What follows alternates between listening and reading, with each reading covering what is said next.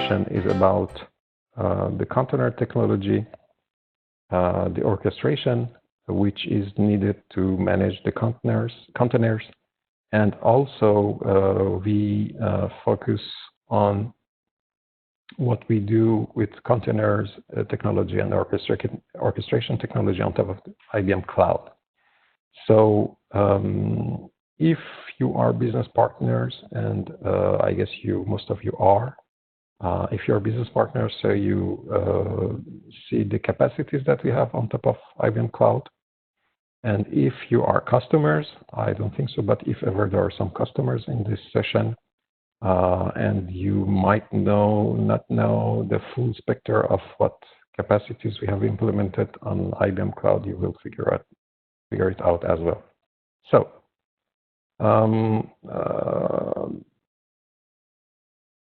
let me check. I guess I was on the right slide. I began to rapidly. So container and orchestration. Again, you have my coordinates here. My name is Alain Airom. I'm a cloud architect in the same unit as ATSO. You have my email address, my LinkedIn connection link, and my mobile number. So if you have questions, you can always feel free to reach out to me or through ATSO, or ask your questions directly to ATSO.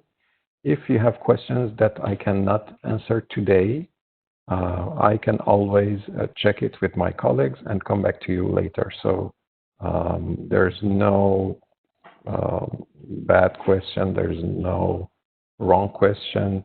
All questions are good, and maybe if I cannot answer a question, people from the group could help me to answer. So let's be let's work in a flexible and communicative way. So the goal of this workshop is to figure out to have some knowledge about container technology, managing containers, Kubernetes and Red Hat offerings, and how we deploy images on top of OpenShift, probably some troubleshooting, and at the end we will talk about the multi-cloud and hybrid cloud scenarios and policies that different companies have embraced already, and what is the role of IBM in that. So this is the global agenda of today's workshop. We are going to have decks, we are going to have labs, and some few demonstrations.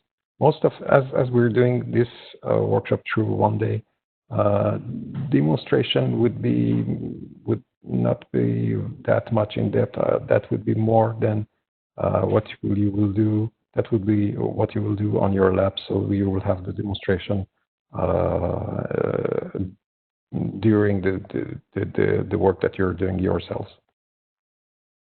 There's a link to a GitHub where I'm going to share this link later, where the exercises are. It's a public GitHub. It's developed by one of my very eminent colleagues, Philippe Thomas, who is based in France as well. And we, courtesy to him, we are going to use the material he developed. And you can always go back to these GitHubs, and he regularly updates his exercises. You can go back and forth and try them in order to try what has changed. So now I'm going to switch back to the slide I was showing at the beginning. And I'm going to close all this stuff. So containers. And if you have a backend voice, it's because my wife is doing doing work at home, and she's working remotely. So that's something which we see in these days because of COVID-19. So the containers technology. So what is the aim of containers? the containers have brought to market technologies and capacities to access technologies that were not available until before adopting the container technologies. The container adoption, generally speaking, drives very important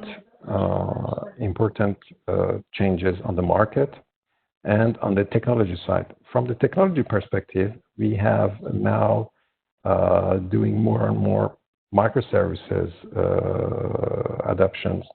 Lots of cloud-native applications are now coming to the market. And when we say cloud-native, it's some application which is born on the cloud directly. We also have the capacity of doing some lift and shift and bringing legacy applications as they are to the cloud, so that makes the usage of hybrid cloud or other types of cloud that we can discuss about. And with the containers, we must adapt the new ways of working, for instance, continuous delivery, continuous integration, CI/CD, and DevOps, the DevOps and Agile methodologies. And all these technologies brought together helps us to help the customers to modernize their applications. So the aim from a business perspective, the aim of all this technology, which is beautiful, if you want to do it for the sake of the technology, it's very beautiful, it's very exciting. I'm a techie guy, so when I learn things about containers, about Kubernetes, etc., I'm really excited. I'm really passionate about that. But at the end of the day, the aim of all this is to modernize applications and improve the speed to go to cloud. So this is the real aim behind that, okay? And this technology and these technologies impact all industries, okay? So not one industry which is embracing the cloud technology is not impacted by these changes. If they are not using it now, they will use it in tomorrow or the day after tomorrow. So this is the way that the things move forward, and nobody is going to be able to avoid that, okay? Be able to disrupt and not be disrupted. They should embrace these technologies. So that was for the probably business part of the speech, but directly to deep inside the container and what the container is. A container is a package, okay? It's just a package containing some configuration, containing some binaries, and at the end contains your application. So we make a package and we put it on top of an operating system. So that's it. That's really what it is. A container is just packaging things that are dependent together and work together. And we try to make small packages so that we can have lots of packages. So and we can make them probably work together if need is. But there are small packages that we can handle very easily because they're lightweight. So we can handle, 10 packages on our both hands, and we can move these packages from one room to another. So it's very easy to do this. And these packages are isolated from each other. So the package 1 does not know what happens in the package B, unless I want them to figure out what's going on between these two packages, okay, or I want to connect them, or I want to put them together like Legos. And containers, so what going on inside the container is not visible until we don't make it visible outside the container. Okay, so that's really simple, and just keep it in mind that it's as simple as that. Don't get lost in techie words and philosophical explanations of what containers are. So using the technology of containers makes it easy to work on the side of infrastructure and on the side of applications. And depending on the point of view of either there's an operation guy or there's a developer guy, the usage and what they bring to our environments right now have different values. On this infrastructure side, the containers run on a shared operating system. We're going to have more decks on that. They are simpler and lighter than VMs.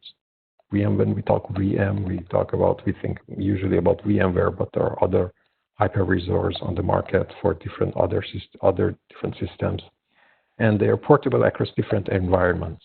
Okay, and on the applicative side, this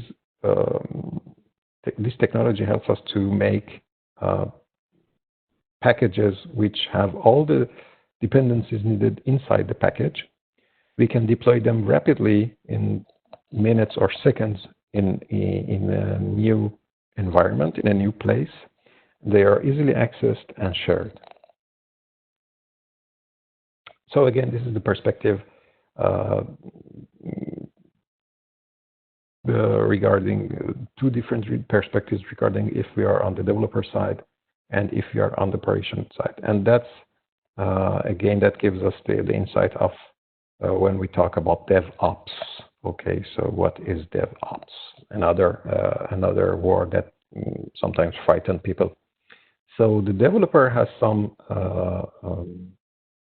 concerns about the code, about the dependence of the code, and about the application and the data. So, and the developer does not want to be concerned about the underlying infrastructure. He or she has already enough and handful stuff to think of. Okay, so developer aims to concentrate and focus on code and the data needed for the code. On the other side, the operation guy, he gives he's not interested by the application. What he wants to know is if the infrastructure is running fine, if he can access logging and monitoring, if the network is okay, if he can have remote access to his infrastructure, etc. And he wants that his servers, his infrastructure works smoothly, correctly, all the time with the SLA of 100% and be accessible for everybody. So he doesn't care what the developer has done until that doesn't affect his system. So this is the way that container technology brings both sides together. They can work tightly together and they don't have to interfere in one another's area of activity. So why containers have gained all this interest inside on the cloud and generally speaking in the computing industry? Because they are portable. We mentioned that. Because we can deliver more software with agile technologies, continuous integration, continuous delivery pipelines. We have the technology has reduced the burden of the dev and operation guys. And again, the containers are very resource efficient. So they are lightweight. You can execute several containers on one single machine, which same the same operating system kernel. And we will see later that the images are layered on the file system, and that is one of the most attractive aspects of working with containers. This layered architecture, which helps us to gain even more efficiency when we have several deployments of the same application. You will see that later. So a history of containers. So containers were not built by Docker, if that's what you think. Containers and Docker is, we say Docker because Docker is the most known actor on the market for now. This notion of containers existed. Containers are basically, as we mentioned, they are isolated processes running independently from each other with a light footprint. So this notion existed for a while, since 1980s in the Unix system. And I'm not going to talk about each year that you see on this slide, but the container technology really began in the 1980s, and we see now today on the market several container engine providers, several container formats, and they are used more or less for different purposes, and all of them have their markets. So 2013, Docker, which had another name before that time, I don't recall, the Docker founder who imagined the notion of containers, the applications and the day that we know them today, changed the name of his company from I don't remember what, to Docker. And in 2014, for instance, we had the appearance of another company, another Docker engine, which name is Rocket, for instance, RKT, we call it Rocket. So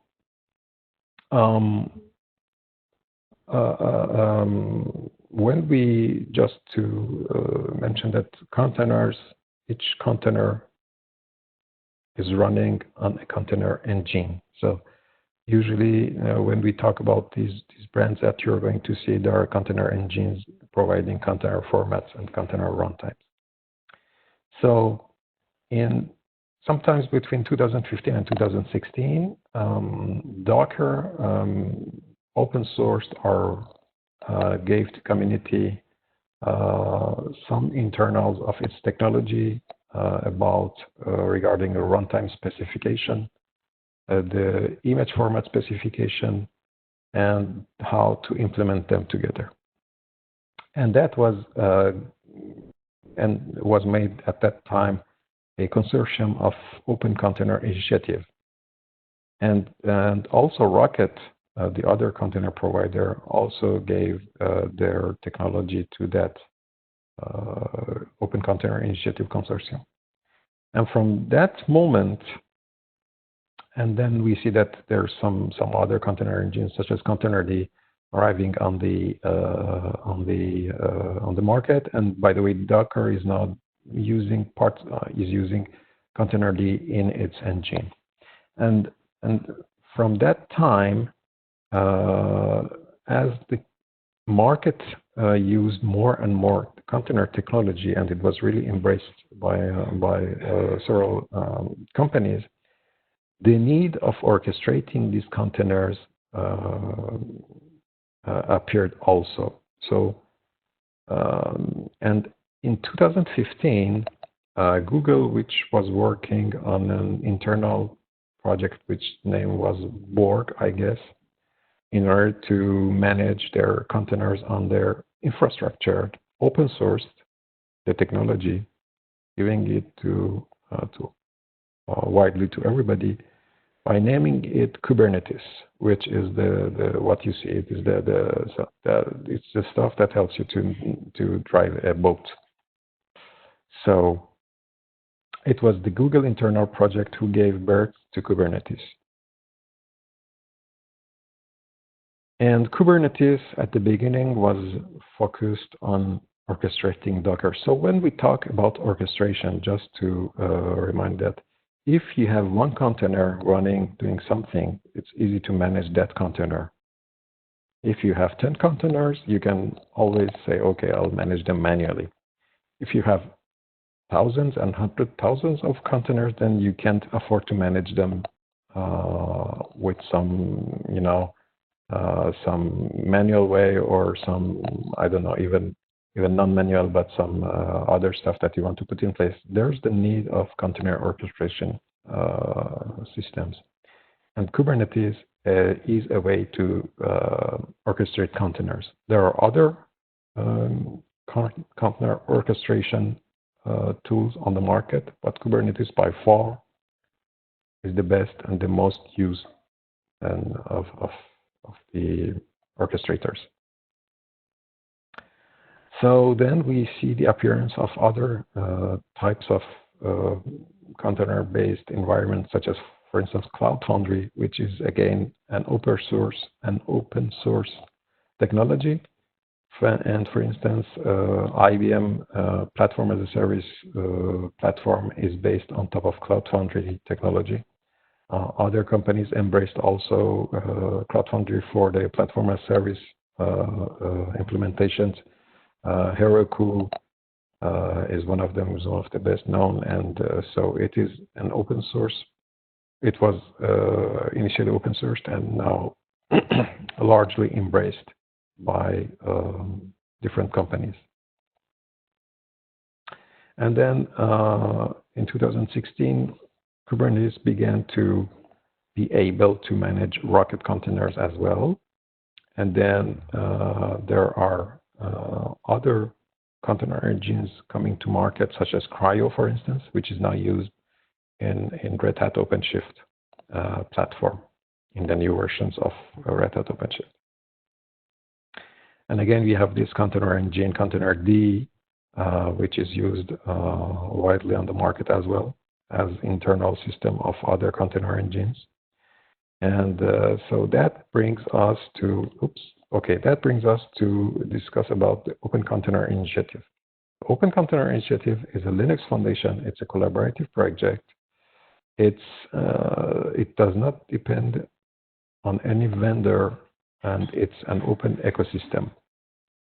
And basically, what it does, it gives us the specification of a runtime for container, a reference for that runtime, the definition of the image format, and the specifications about how to distribute images. So you see that all the evolution we see on the market regarding all these specifications, runtimes, etc., are based on the standards or sort of standards, de facto standards, which are maintained and enhanced by the Open Container Initiative. And there are several actors. You see there for now 37 member companies have joined this OCI, and they have contributed to enhance and make further releases for the specifications and the standards. So a container substrate is based on, you have the OS kernel, then you have the Open Container Initiative specifications, which are common between the container engines. And then at the right side, you have, at the left side, you have the container runtime. So it's, imagine the runtime as a JVM or as a runtime where you need what you need in order to execute a C application, a C++ application, etc. It's the same notion. The runtime is there to help the container to be executed. So you have the runtime, and on top of the runtime, you have the container.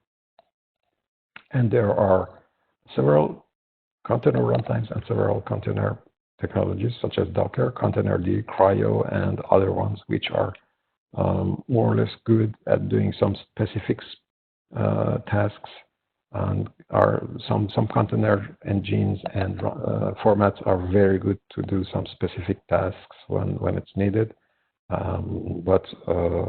or they could be kind of all-purpose containers such as Docker and Cryo. Then you have the container registries. The container registries are sort of libraries, public libraries. When you go to a public library, you can lend a book, you can read a book, and you put it back into place. But you need somewhere to share, to have access to books. So container registries are libraries, public libraries on the internet. You have the most known container registry is Docker Hub. Then you have others, Quay, for instance, JFrog. And there are the places that you can either take containers in order to use them, or put your own containers in that libraries in order that so other people can use your containers. So we will we talk about Cryo because Cryo is is gaining more and more market now. Cryo is the mandatory container engine and format used in OpenShift 4.x, and it's a lightweight container. It's lighter than Docker containers, and it has some enhancement versus Docker. For instance, it's minimal and secure architecture. It's really optimized for Kubernetes. That's why we talk about we use now Cryo in OpenShift, and it runs on any OCI compliant engine, including Docker. So if you have, for instance, Docker desktop application installed on top of your laptops, I don't know if that's the case, you can also use Cryo images as well. So this again is the way that you see that Cryo works. It's the same. You have the same architecture as for Docker, and so at the end, Cryo images are seen as if they were Docker images. So again, this is a list of. So there's again some. You see a list of multiple container engines. The Docker is the most, and let's say the most standard one. It's used by masses. However, Docker is losing the market share, and that has some financial impact on the Docker company as well. Then we have Containerd and Cryo and Runc, which are available as daemon for Linux and Windows environments. Also, they manage the complete container life cycle on their host, on top of their hosts, and they manage everything. Garden is the name and the technology used in Cloud Foundry systems. Open Container Initiative, we talked longly about that. It's a Linux foundation. And on the bottom of the screen, there's another consortium which is very interesting, which is Cloud Native Computing Foundation, CNCF. Again, it's a vendor-neutral home for many sorts of projects which are open sourced and residing on GitHub, public GitHub. So you have, for instance, technologies such as Kubernetes for container orchestration. You have Prometheus and Envoy for Prometheus for monitoring and logging, and Envoy for instance, technologies which are used inside the containers in order to monitor the containers. And it's the CNCF has also very important members inside this collaborative foundation. Companies such as IBM, such as Google, such as Microsoft. Lots of companies are members. Lots of big and also little companies are members of CNCF project or consortium. So, container terminology. So from the top of the screen to the bottom, you see some images, some icons, and some descriptions. So an image, which we represent by the icon on the top left, right, is a read-only snapshot of a container, which is sitting on top of a registry. Okay, so it's some read-only image, such as a snapshot, which is there to be used. A container is the same image, we can say, but in the state of running. So the image, when it becomes when we call the image a container, it's the state of the image, but being running this time. Okay, so it's the standard unit for an application service. The registry is the library where we put all the images existing, all the existing images. Some are free, some are not free, but the registry is the store where it's like Google Store, Google Play, or Apple Store, or all the store is just a library where we can go and pick something in order to use it or test it. The engine is the software you need to execute commands against the containers. So if you have a MacBook or a Windows laptop or desktop, you need to have a Docker desktop installed on top of your computer in order to be able to interact with the containers and running commands against the containers. And the engine provides services such as networking and other stuff which we can do to manipulate the containers. And the control plane is the management plane for containers and cluster orchestration, and there is no icon for that. So it's not my fault there are no icons to define the control plane. So the container technology, as we said, it's something which is quite old on the market. It's born on Linux, and then the namespaces and C groups, which are already available on the Linux systems. Then you see that we have this engine, which is in dark blue, which comes on top of the infrastructure and the operating system, host operating system. And then you have silos of binaries, libraries, and applications bind together. So you can imagine that the first silo is binaries in order to launch and execute a Java application. The second one in the middle is a Go application, and the third one is a Node.js application. And I can install them on top of my, for instance, laptop, because I have installed a Docker engine. And then I don't have to install JVMs on my machine, specific JVMs. I don't have to have a Go runtime on my machine, on my host machine. I don't have to install the necessary NPMs in order to execute the Node.js applications. Each of them comes with their own needed libraries and binaries, and each of them will do the task it's intended to do. And they're independent, one from each other, and other that if I connect them together, they don't see and know each other. And each of them has their own life cycles.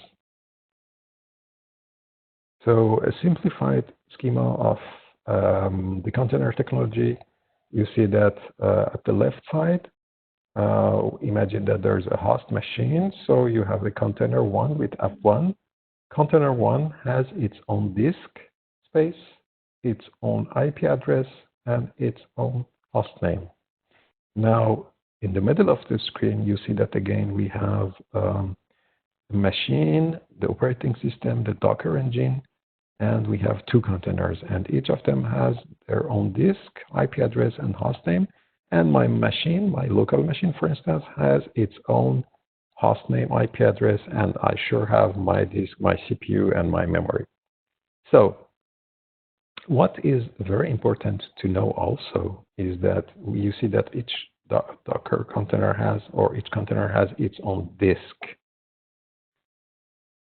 Containers have a limited duration in the time for the time that they live. So when the container goes down for any reason, because I stop my engine, or because the container crashed because there are too much requests coming into the one application, and the charge is too high, so the requests are too high, so the workload goes up, and then the container cannot answer all the workload, so it might crash, or for any other reason. everything which is stored in that little disk space which is inside the container dies with the container. So when the same container comes up again, because this is something magic that we do with the containers, what is stored in the first execution of the container is it has already died. That means that, for instance, we don't store information which is persistent inside containers. That's very important. And one of the things that Kubernetes does, which is great, is that it gives the ability to containers to have some persistent storage for any type of information that we want to store. Okay, it could be files, it could be databases, whatever. So we never, for instance, store the vital information which is need to be persistent in a Docker image. Okay, and so I mentioned that, for instance, Kubernetes gives this capacity intrinsically to the containers to store information.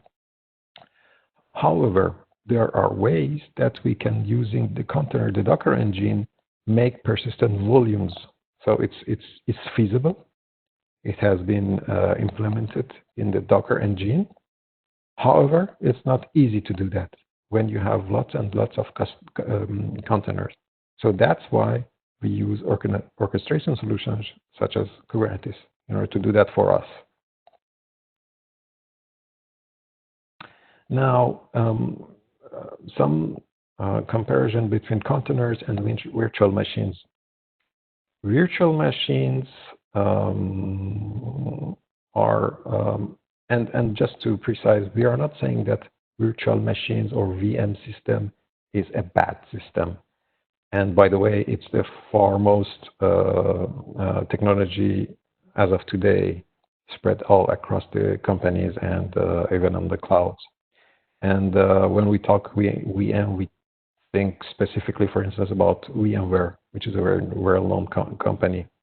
We are not saying that VMs are bad, but when we compare VMware, for instance, or VMs to containers, there are some advantages on the side of containers which could not be neglected. And by the way, you should know that, for instance, IBM is the first VMware integrated on the market worldwide. So we do have a lot of companies using VMware, and this is the very big market share, big part of the market. They have a huge market share, and that's their force, by the way.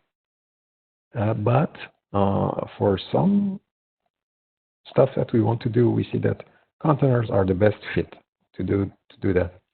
The VM technology depends on.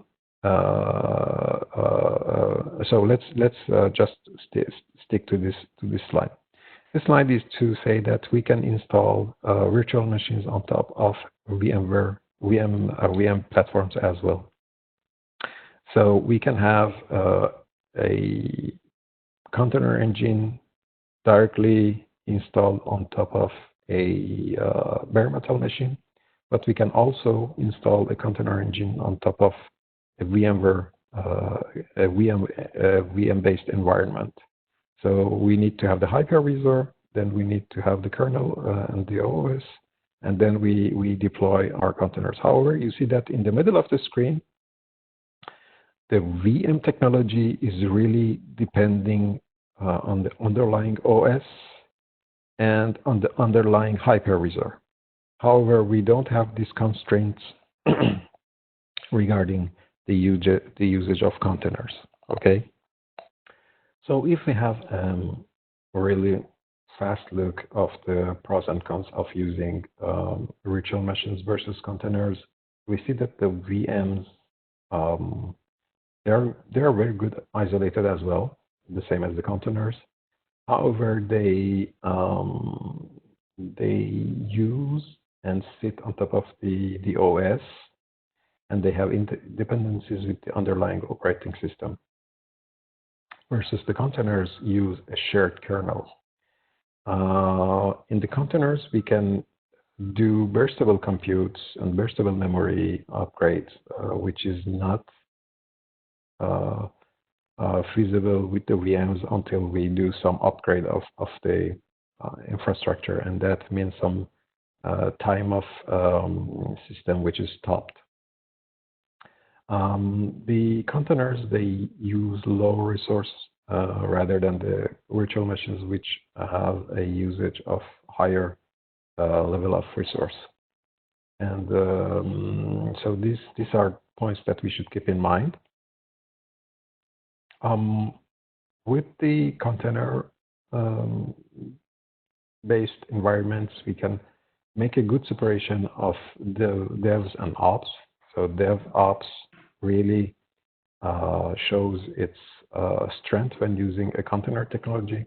However, that's on the virtual machine side, on the VMs, there is more than ops rather than devs. We can do DevOps as well, but that's more difficult to do it in a VM based environment. So we have more agility in the when we use the containers.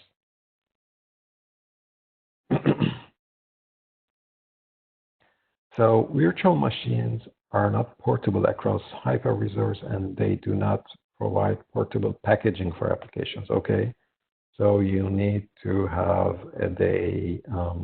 well, first of all, the operating system, for sure, the OS dependencies, and then application on the guest VM. So if we have a different type of OS, we have to use different type of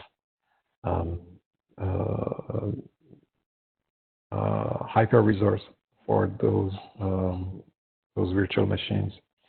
And again, it's there's a huge dependency between the operating system, the underneath operating system, and the hypervisor, and the type of applications that we can provide on top of that hypervisor. As I mentioned earlier, we can run containers either on bare metal machines or are on top of virtual machines. So it's not one or another, it's one and another. So it helps us to bring the best of the two worlds together. So if you have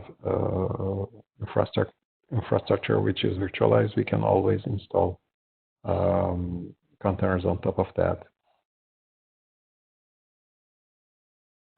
With the emergence of all these technologies, of which made us evolve from the traditional deployment model to today's deployment model, we see that the evolution has been is huge. At the left, you see that in the traditional deployment, we should provision a machine, an infrastructure, hardware, some hardware, then we should install the operating system, and then we can deploy our apps. And in this way, we have lots of constraints. This is really classical on-premise, for instance, schema. We have lots of constraints because we should have the machine. So this is some financial investment. Then we should buy the license and acquire the operating system.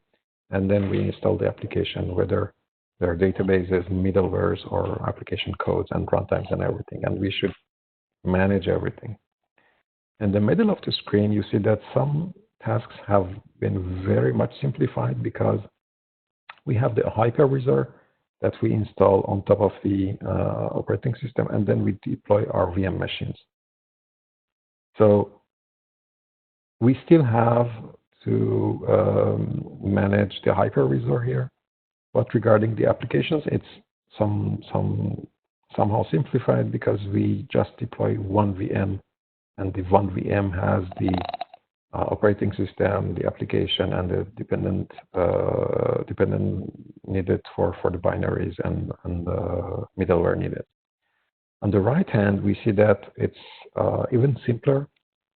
we have to have the container runtime, and then we deploy whatever container we want to deploy. So the task is much more simplified when we are in the container deployment, containerized deployment application deployment. And so this has made some huge evolution through the time in regards of the application development deployment methodologies on either on-premise infrastructures or on the cloud. So I mentioned containers have different layers, such as, for instance, now you see the images which are on the screen. It means that you have several floors or several stages of stuff which come together. You have the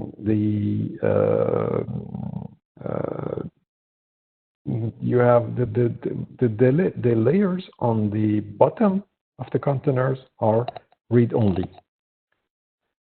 and the layers on top, which are normally our applications and the dependents which are needed for specific applications, there are read and write. So this gives us a huge advantage when we deploy container-based applications. For instance, if I'm deploying a web server, for instance, an Nginx web server, which is in a container image.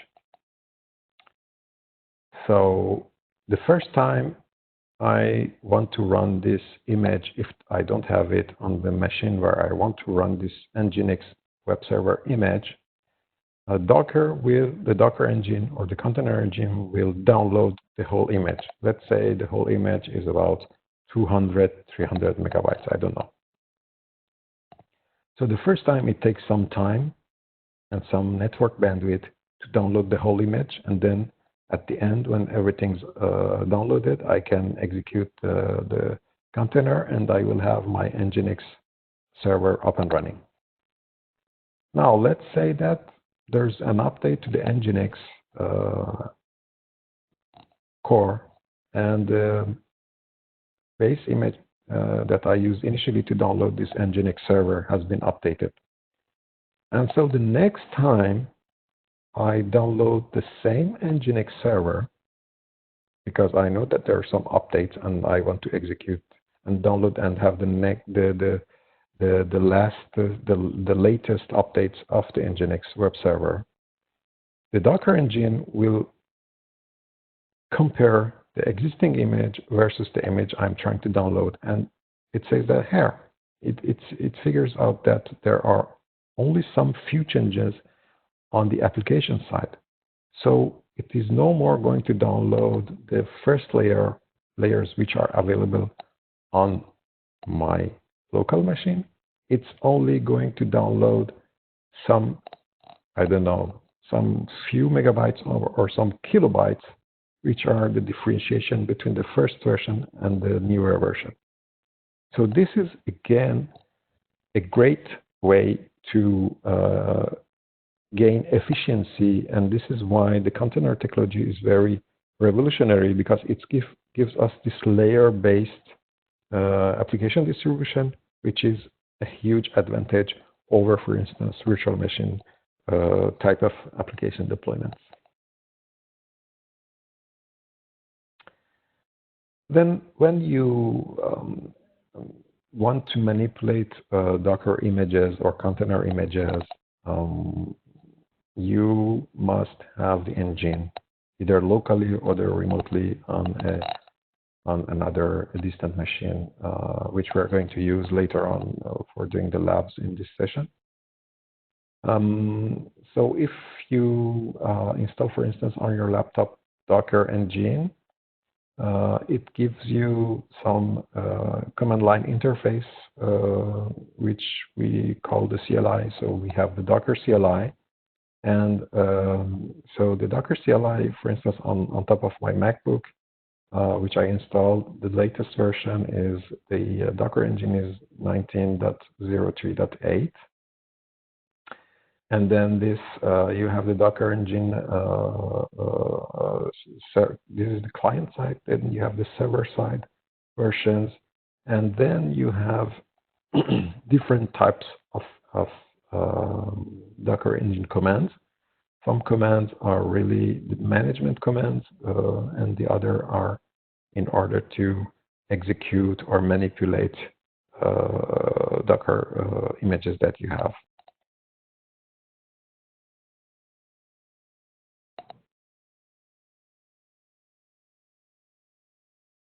The most used or most useful Docker commands are here. Docker build, which lets us build an image with the help of a Docker file. Docker push, which pushes an image to the registry.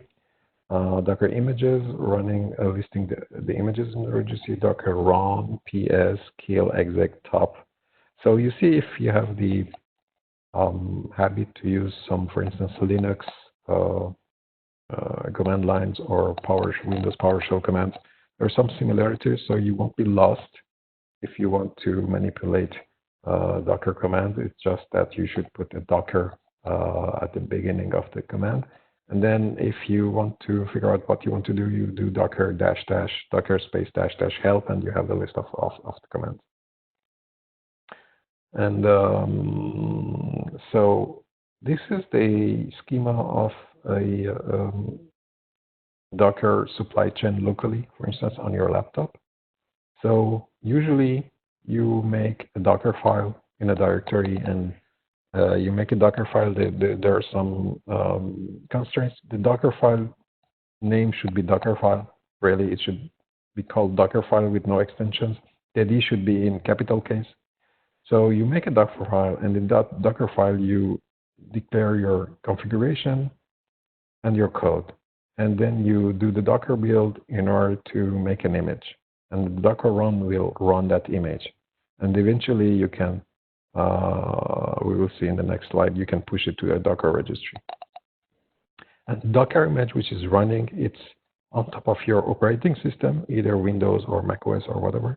And then you have the Docker engine installed, and then you have your container or your containers running on top of that container engine.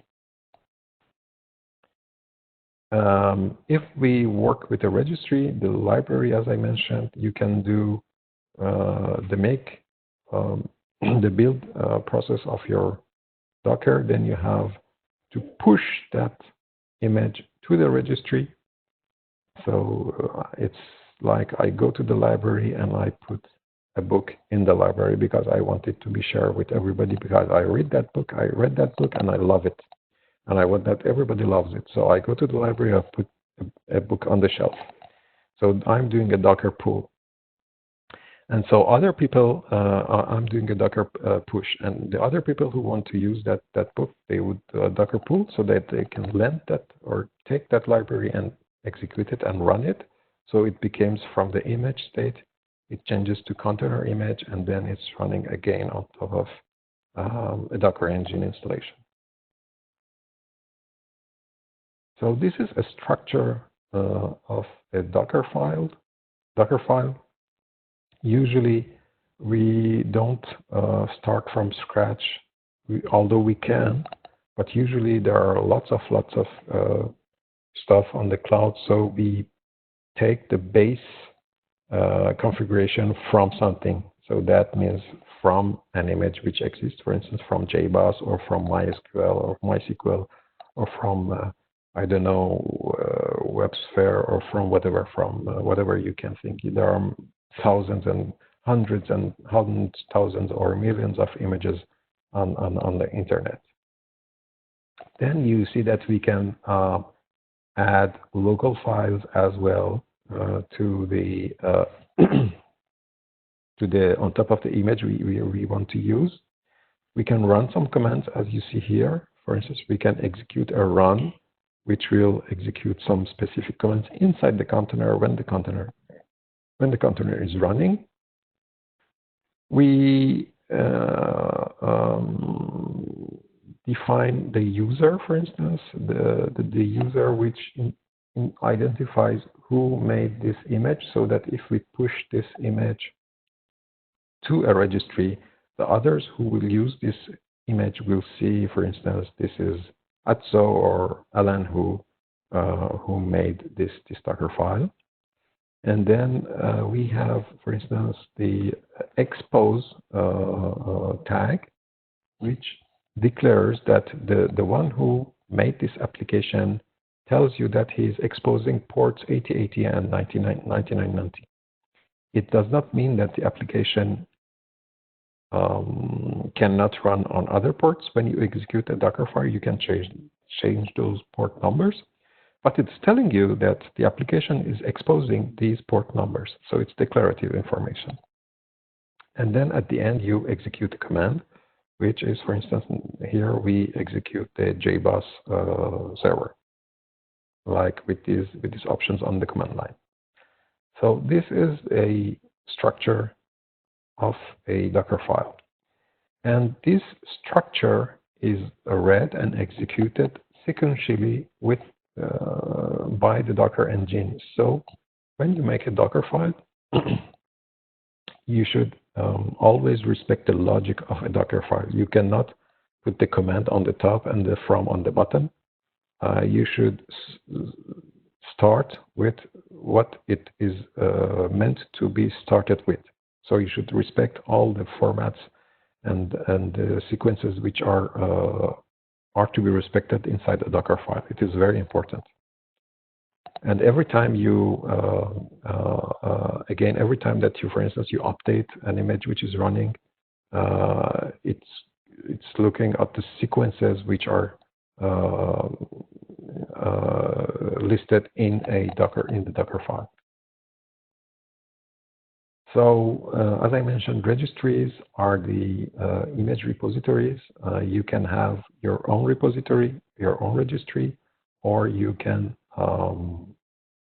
access public registries. Normally, in big companies such as banks or insurances or other big companies, the registries are private. It's the internal enterprise registries. For instance, we imagine that we have a bank, and that's a real case. We have bank customers using container technologies, and when the people inside those companies develop applications, they are not going to fetch any image on the internet in order to build a new application, because we are not sure that this image is not having some security vulnerabilities or some malware residing inside that, etc., etc. So usually images are even built or tested and then put in a private registry belonging to the company, and where the internal in-house development people can go and fetch images from that library. However, in those big companies I'm talking about, people who want to test have isolated spaces, so they can download any type of image that they want to do their tests. But when it comes to produce some applications, either to be distributed for the customers or internally, they usually use the secure internal image repositories. So if you want, for instance, to go to Docker Hub, you should have a Docker Hub login information. So the first time you register yourself, and then you're logged, and then you're known, and then you can log to the registry and manage to upload or download images. And there are secrets, pool secrets, for instance, which protect access to registries. We're going to talk about secrets in the Kubernetes environment later on. It's not the same secrets. But anyway, be aware that when we talk about secret, we are mentioning some sensitive information which is encrypted or hashed. So for instance, this is a screen capture of a Docker Hub page where we can download or see an IBM MQ software, which is sitting on top of that repository and waiting for people to download and use it. As I mentioned, you can have commercial images or you can have free images. It depends on what type of image you want to use. These are some nice screen captures made by my colleague on his laptop, showing different stages of building, running, pushing, and running again container images. For instance, you see that he has listed the files in one directory when we have this Docker file and information which are provided in README file. And there's the Node.js application, which is app.js, and the packaging, the dependencies of that Node.js, which are declared in the package.json. So you see that we are listing the content of this Docker file. So from Node.js, so the basis of our work is based on Node.js 6.9.2. Then we copy the app.js. When you see a dash with dot, when you see something like copy blah blah space dot, it means that we are working in the current directory. So this is some directory which could be called my app. Okay, inside my app directory, we have the Docker file and we have all these files. And so when we want to make our provision our application, we put space dot. So it means that it is going to be done through the local directory the current directory where I am in. Then inside the package, this Docker image, we are going to run npm install, and we say that we are going to expose the port 8080. And at the end, we are going to execute the application by running the Node.js interpreter, and as an argument, we pass the application.js to that interpreter. So the stage 3 is the building stage of the Docker Docker container. So you see that you do a build minus -t my app. So my app is the tag for this application. It's informative. And we give a version number, for instance, it's version 1. And again, we use space dot. It means that we are building the Docker image inside the current directory, so that the Docker runtime knows that the Docker file is the one which is provided in this specific directory. And so it is the interactions between Docker engine and to make the file, and successfully at the end, hopefully we see that the image is built, and it is tagged as my app version 1. Then we can list the images we have, and then we can execute the application. And then the application, all it does is saying on the console, sample app is listening to on port 8080. Something important here, I think I'm going to mention it later. When you run an image like this, if you say docker run my app, blah, blah, it depends on the session that you're using. So it means that if you have opened a console window in order to run that specific Docker application, if you do something like Control-C, or if you close the console window, the application dies with those actions.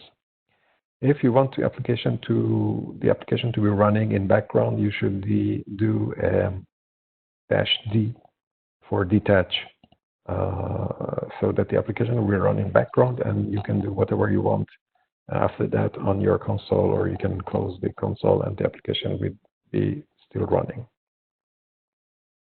So this is running the application locally, stage number 5. Stage number 6 is again tagging that image and pushing the image to the to a global repository. So this is Docker at the end. Stage number 7, you see that we do a Docker push to the registry, which is on the cloud. So some tips if you want to test your applications locally. As I mentioned, there's a Docker run dash D or dash, for instance, P if you want to mention other ports. If you want to debug your application directly, you have the possibility to do the docker exec command with -it, and then you go inside the image. You penetrate inside the image if it was your local file system, and you can do whatever you want in that local file system, which is in fact your container. And you can, for instance, do Docker PS so that you can list, you can monitor the containers running, or for instance, Docker RM in order to delete container images. So I said that Docker containers are isolated. Each Docker container has its own host name and IP. If we want to make them together, we should, in a way or another, make a networking between them. So there are several examples of making networks between containers. You see on the far right, there's no networking, and then, for instance, in the box which name is container mode, it shows that there's these containers running as a container mode with different with Docker host, which is just an IP address, and they're tied together, they're bridged together, and we see on the far left the image of bridging mode containers, and you have the different examples of Docker images working together in a network, and I guess this is a -P and not a capital P. Sorry.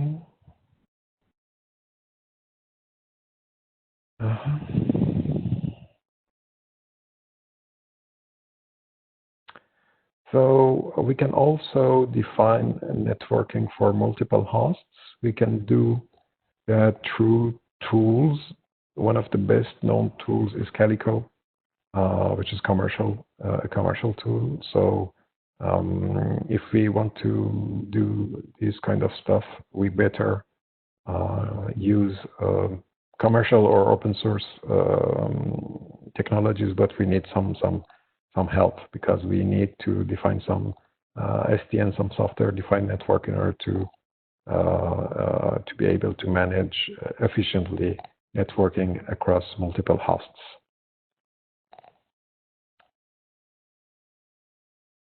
So again, advantages of containers: they are portable. They can be managed easily. They can be easily shared, downloaded, and deleted. When you think of the image repositories for the container, you see that most of the containers, they're not very heavy. I mean, it goes from 200, 300 megabytes maybe to a bit more.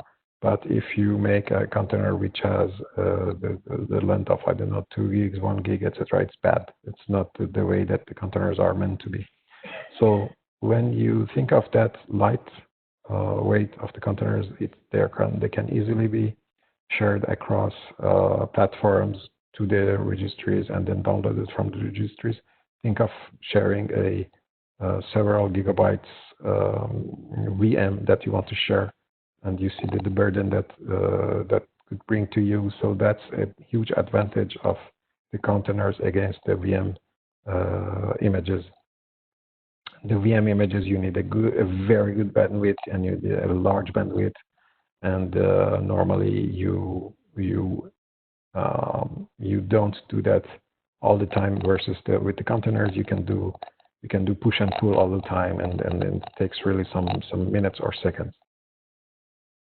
The containers provide isolation, just enough isolations to be managed separately, and they are managed separately. They have their own life cycle, and they can use hardware more efficiently, because we saw that we can burst memory and disk space, everything we can, and CPU really easily to. Oh, we didn't see. We just mentioned that, but you should know that we can do a lot of bursting on platforms which are hosting containers much easily without interruption of service versus what we can do with the VMs. So Podman, I'm going to mention the name of Podman. Podman is again another container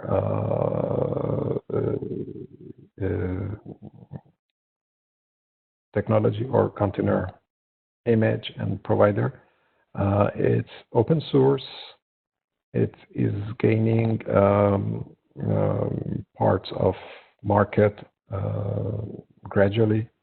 And the advantage of Podman is that it's a very lightweight engine and container, and it's daemonless. It means that if you remember in some slides, I showed that there's a daemon managing the communications between the containers and the container images. Podman is a daemonless container engine, and it's compatible with OCI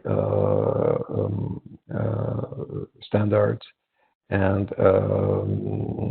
it is we can use Podman images with Docker.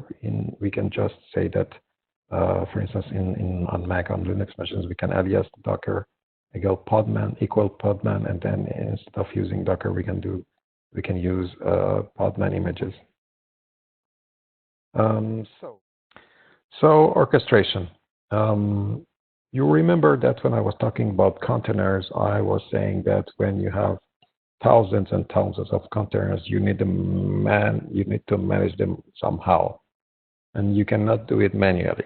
So this image on the screen is great, because containers are really like this. When you have hundreds of them or thousands of them on top of a boat, you need to have a management system which is efficient in order to manage all these containers. So for the logical containers, for the computer containers, it's precisely the same. And we are going to look at the orchestration that is needed on top of the containers. And we're going to talk more precisely about Kubernetes and Red Hat OpenShift. So orchestration is the way to manage the scheduling, the cluster, and do the discovery services. And this is the legend of this deck says it's a survey. It's a survey, and it's a market fact that Kubernetes by far is the most used orchestration system for containers. Kubernetes is not Docker. It cannot do what Docker do, but it can do other stuff that Docker cannot do. There are other container orchestration systems, such as Swarm, which was proposed at the beginning and made by Docker themselves. And for instance, Apache Mesos, which is also a very well-known orchestration management system on the market. But Swarm had some shortcomings, which are far more better managed by Kubernetes. And Apache Mesos is not only an orchestration system, so it is used also for other tasks which are not really related to orchestrating containers. But again, Kubernetes is the most used orchestration system on the market. Every cloud provider on the market now has their own Kubernetes cluster distribution. And we begin with IBM. We have our IKS, which manages Kubernetes clusters. I'm not talking about OpenShift. I'm talking about pure Kubernetes. Amazon AWS has their orchestration system, has their Kubernetes distribution. Azure, Google, Alibaba Cloud, everybody has their Kubernetes distributions. And there are also lots of other actors, other cloud providers, infrastructure providers who use Kubernetes and whom orchestrate Kubernetes clusters, Kubernetes for orchestration, the clusters. So Kubernetes, as I said, is the name which was given to the internal Borg project after Google open sourced and put at disposal the Kubernetes core to public and now it is maintained and managed by the Cloud Native Consortium. So it was around 2015. And this Kubernetes stuff is only some system which is used to automate deployment, scaling, and managing containers across different clusters and across different hosts. What it does very well, and it's meant to do this, is automatic placement. It means automatically place containers based on the resources requirements on the net, on the infrastructure. It does the self-healing, the containers that fail. I told you that containers could fail, and they fail very often, even more than what we think when there are lots of workloads. So a container which goes down, Kubernetes has a health checking system going back and forth with the container saying, are you alive? I'm alive. Are you alive? I'm alive. So each time a container is no more alive, Kubernetes brings up a clone of the container, which does the same stuff. And that's why persistent type of storage is very important. Horizontal scaling, it means that if we have the workload which grows, for instance, you have an application which has 10 concurrent visitors, and then for a reason you go to 100,000 or 1 million users. And in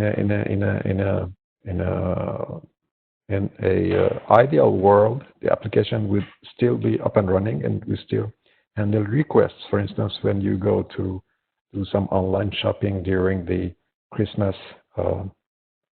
period, you see that there are lots of connections to e-commerce sites. So these sites, usually when they're good sites, they accept all those workloads and they can satisfy all requests. So what Kubernetes does very well is to horizontally scale the application or the containers which are running, which represent an application. And it means that if you have 1 million hits or 10,000 hits, then your application will horizontally scale so you can satisfy the requests.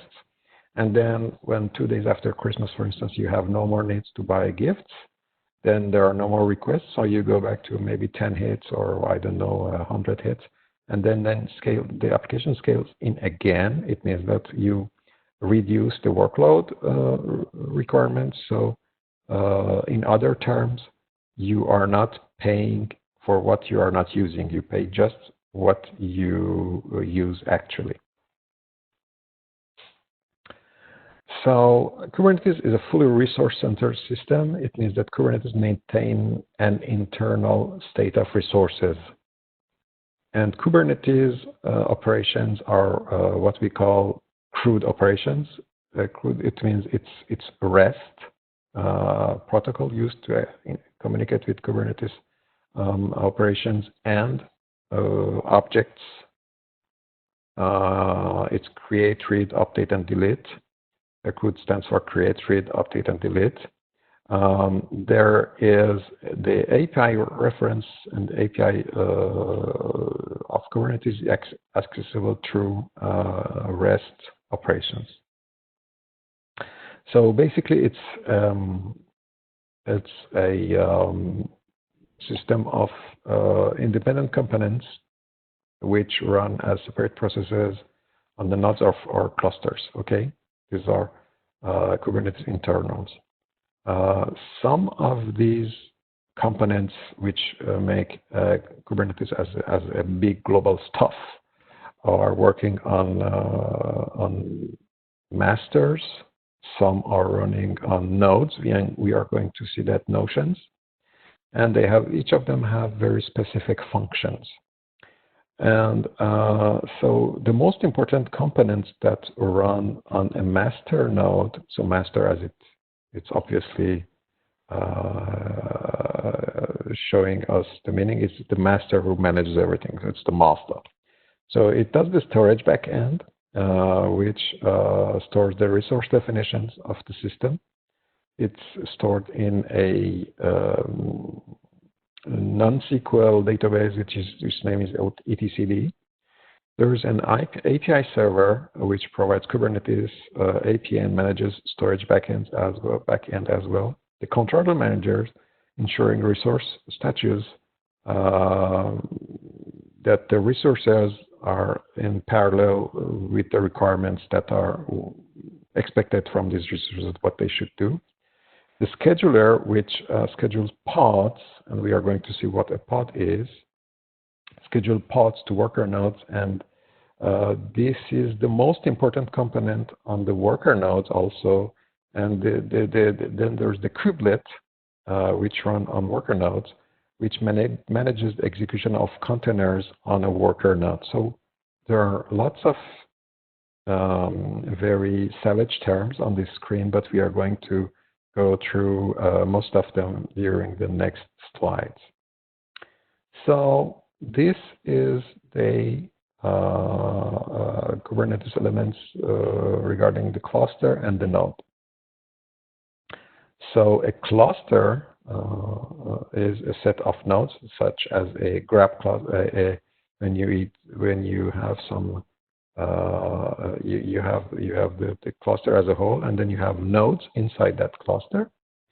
Nodes are hosts which run Kubernetes applications. The master node controls the workers.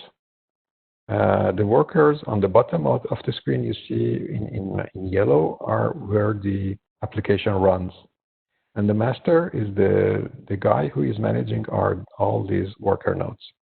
And you, as a user of an application, you're represented as the globe on the far right side of the screen. On the bottom, you pass through, for instance, a firewall, and you access an application. To you access an application, but this application happens to be actually residing on a worker node, on a set of worker nodes, which is independent, which you do not see, and the worker nodes are managed by the master. So some master main tasks. The master manages the authentication to the system. It put at disposal the RESTful API entry points in order to be able to interact through programming interfaces or through command lines with the Kubernetes cluster. It does the container deployment scheduler to Kubernetes nodes. It scale up and scale in the replication of controllers, and it also reads the configuration in order to set up a cluster. The worker nodes now, you see this is the image of a worker node. You see the communication which comes from the master, which is given to the kubelet agent, which is a program running on the worker.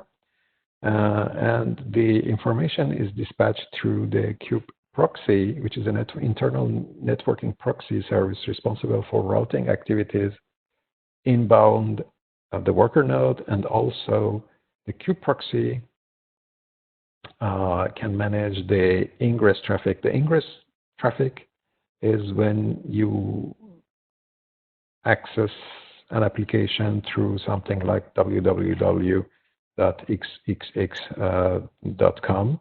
So the address that you see, www.xxx.com, is provided by the ingress. So the kube proxy manages that as well, and it does host the container running engine. So here we have provided the image of Docker engine, but it could be other engines which now are most of them compliant, and they can read each other different type of images. And then you see here we have a pod. Okay, so in green you have different pods, and a pod is basically the smallest deployment unit in Kubernetes. And it's a collection of containers. It could be one container or several containers running as a unit, as one unit. What is important to know is that each pod has its own IP address, and they share a PID namespace, network, and host name. So pod 1 has its own IP address and host name. Pod 2 has its own IP address and host name. Now in pod 1, you see that you have different containers. You remember that each container has the aim of the container is to running a specific application, and each application is accessed through a port. So for instance, if you have several containers running inside a pod, you should be aware that there might be a conflict between for instance, the ports which are exposed. So you should manage that. You should be aware of that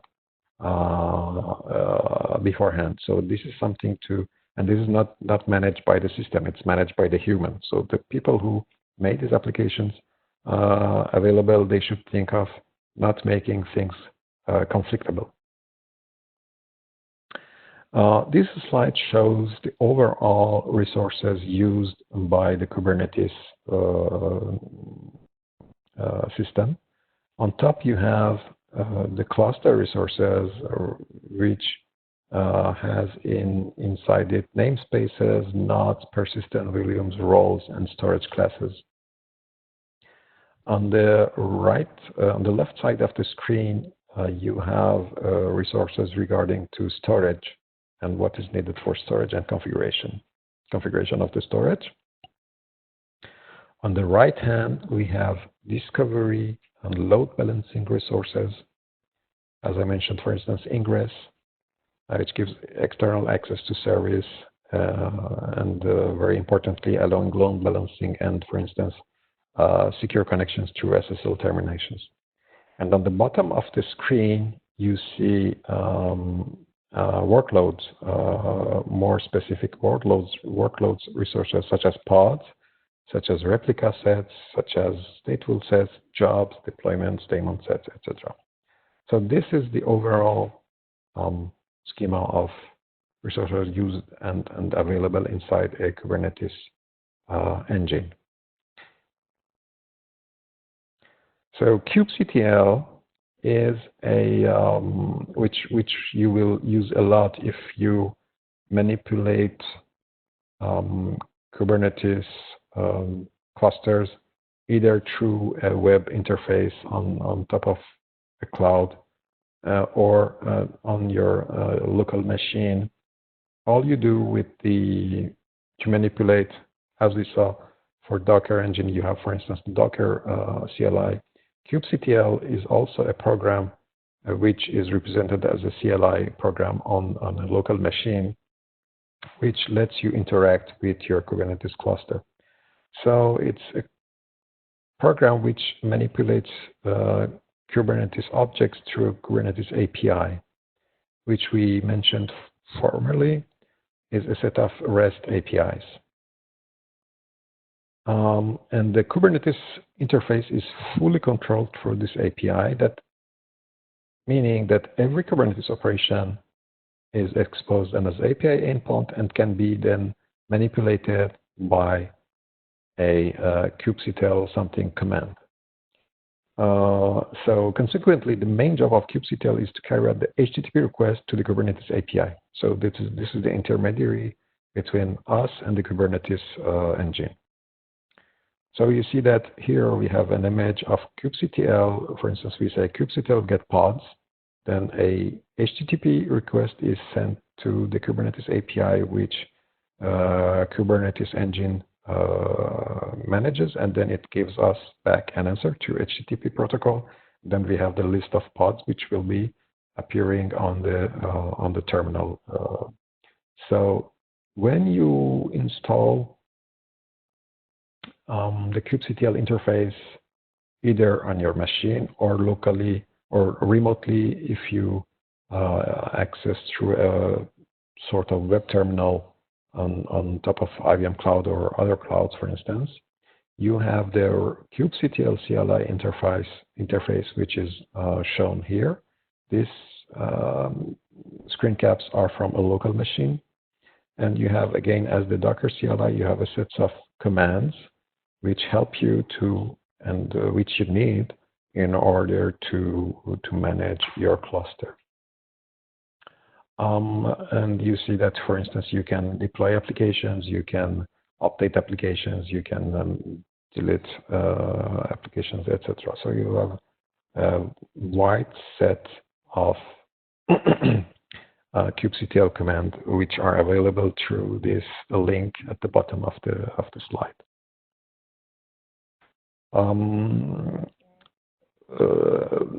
Kubectl and Kubernetes objects are manipulated through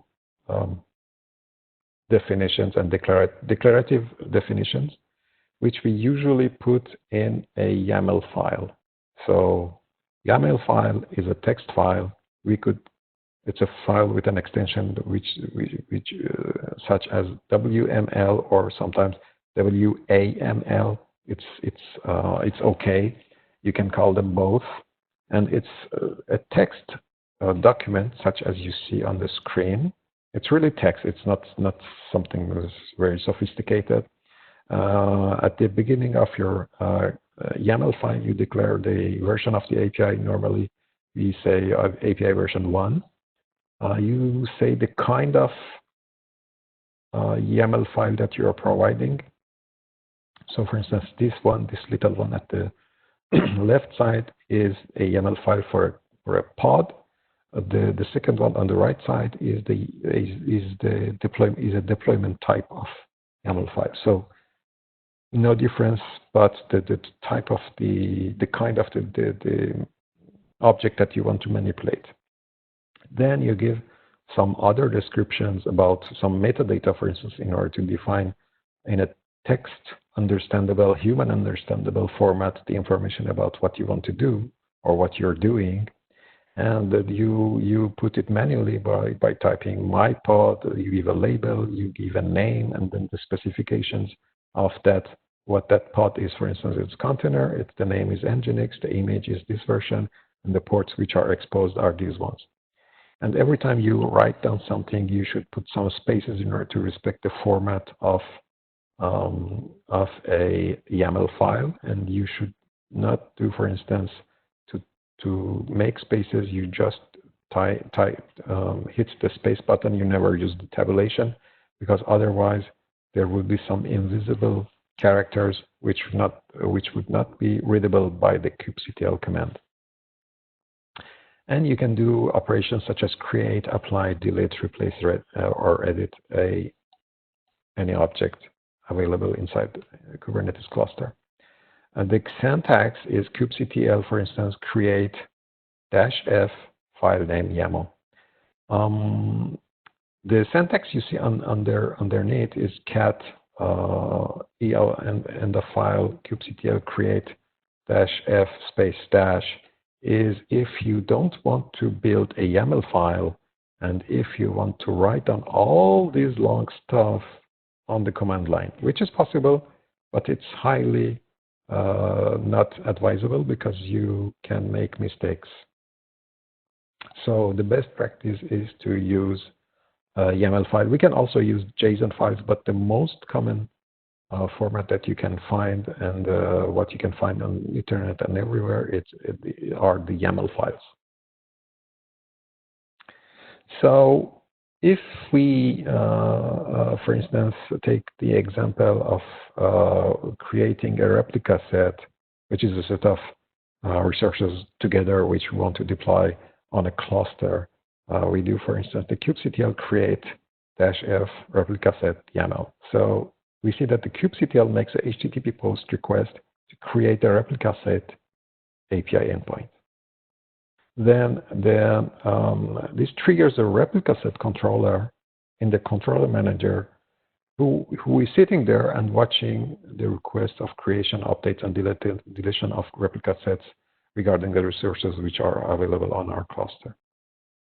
And then the replica set controller creates a pod definition for each replica or replica set and saves it in the storage backend. Then this triggers again the scheduler who watches the pods and which are not affected already or assigned to a worker node.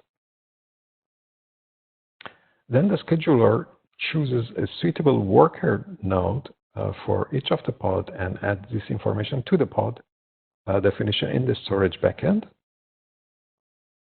and which this time triggers the kubelet on the worker node that the pods have been scheduled and who watches the pods that have been scheduled to its worker nodes. And then at the end, the kubelet reads the pod definition from the storage backend and gives the instruction to the container runtime, for instance, Docker, to run the containers on the worker node. So this is we saw in these slides, the path of, for instance, one command that we type on the terminal, for instance, in order to make a replica set by the kubectl command, and what does it do internally, and how does it take the command from the terminal line to execute actually that command against our cluster on the internet, on the cloud, or it could be some local deployments, whatever. So controllers are, they control the workloads. They have different types of jobs. They assume the jobs of cron jobs, daemon sets, deployments, job replica set, etc., etc. Deployment controller provides declarative updates for pods and replica sets. And a replica set, as I mentioned, is a template which describes what each pod should contain, and it ensures also that a specific number of pod replicas are running what they are supposed to run at any given time. So in one word, it ensures availability and scalability also. And services are a collection of pods exposed as an endpoint.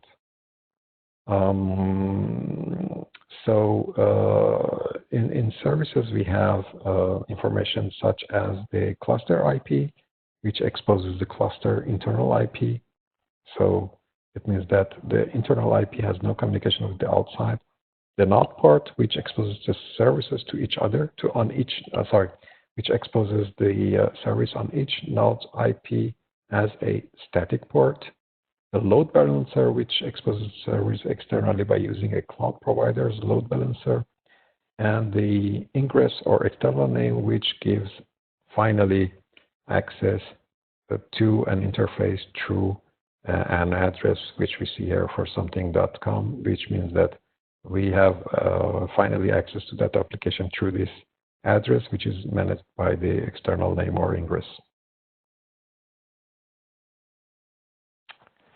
There are also other subjects available in Kubernetes, such as labels and selectors. Labels are metadata which are assigned to Kubernetes system resources in order to make them understandable for us. If I make I make a YAML file, others can read my YAML file, and they will understand what I wanted to do or what is this YAML file supposed to do. They are key value pairs, and they are very critical to Kubernetes because when Kubernetes internally is querying a cluster for resources, it is based on those labels which you have put inside that YAML files. And the selectors are the comparison tools, for instance, which help us to query, for instance, against labels which are in YAML files. So you have an example of kubectl get pods -l environment equal prod application equal invoice. So this is an example of using this information we mentioned in this slide. So namespaces. Namespaces, basically each resource in Kubernetes, each object or a resource type in Kubernetes is designed by a unique name. So we saw that everything is very isolated in the container world. And each name, and when we want to make a logical abstraction of resources that we want to isolate together, we create a namespace. So namespace is a logical way that we define and then practically gives something, a whole of stuff which are isolated together, which are aimed to do some specific task for us inside the cluster. So namespace could be is seen as a virtual cluster inside a physical cluster. Okay, so it's an abstraction that we make on purpose in order to gather different elements to work together. There are some initial namespaces. One is default namespace, which is the namespace for object with no other namespaces. And kubesystem namespace is a system namespace which is the namespace of objects created by the Kubernetes system by itself. So otherwise, you can make any other namespaces that you want to make. Now we have two notions. You remembered I talked about the ephemeral life of a container. A container has no persistent storage. And if we, for instance, if you think that we have an application inside the container that has written something in the specific file system belonging to that container during a period of time when an application is running, if the container dies, then when it comes back alive, its clone, that information is gone. This is one reason. Another reason is that when we have a cluster, we want to share information across all cluster, all the containers which are running different applications inside the cluster or running one application inside the cluster, and we want to share some information to that containers.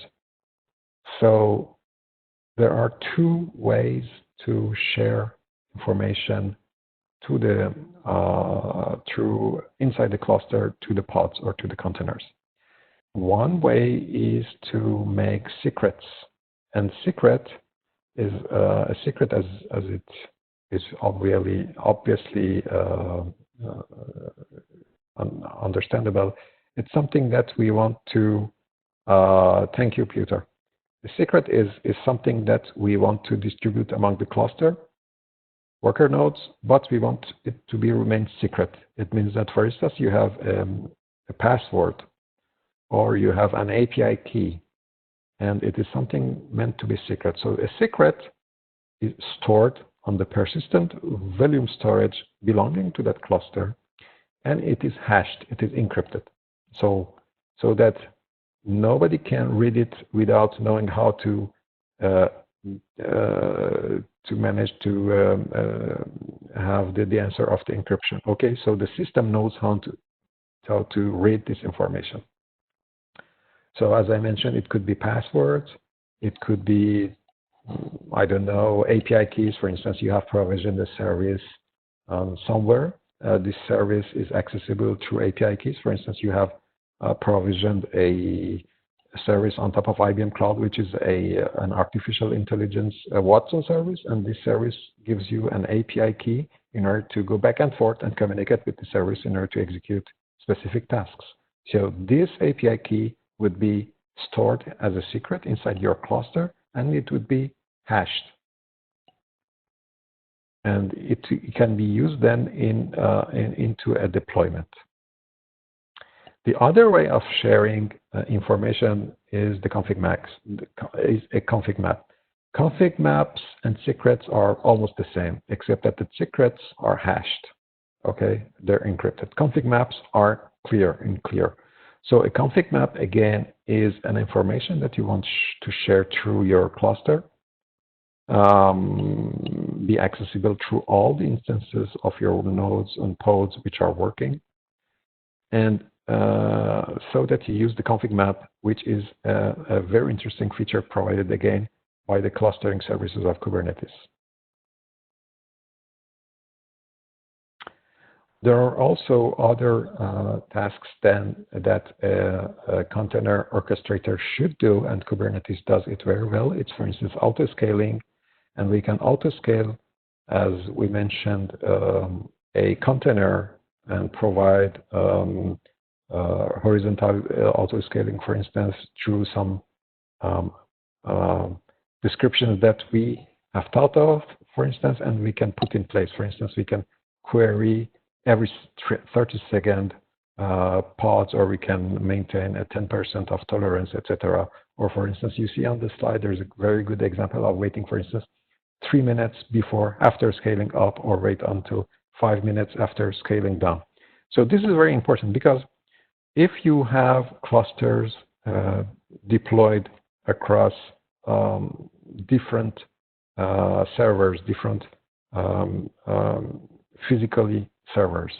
For instance, you have a server which is based in my apartment, and the other server is in the building outside my apartment, which is in front of my apartment. So you have a cluster which is running in these two buildings. Okay, so we can imagine that there's a latency between our two buildings because of the network latency. It could be very minimal, or we could have some interferences from outside, and then we can have more latency because of the network bandwidth.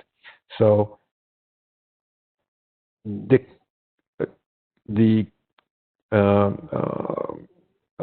Kubernetes engine is always verifying that all the pods or all the worker nodes are running correctly, and it does the health check. So it says, "Are you working okay?" And the guy says, "Yeah, I'm working fine." So there's no need to worry.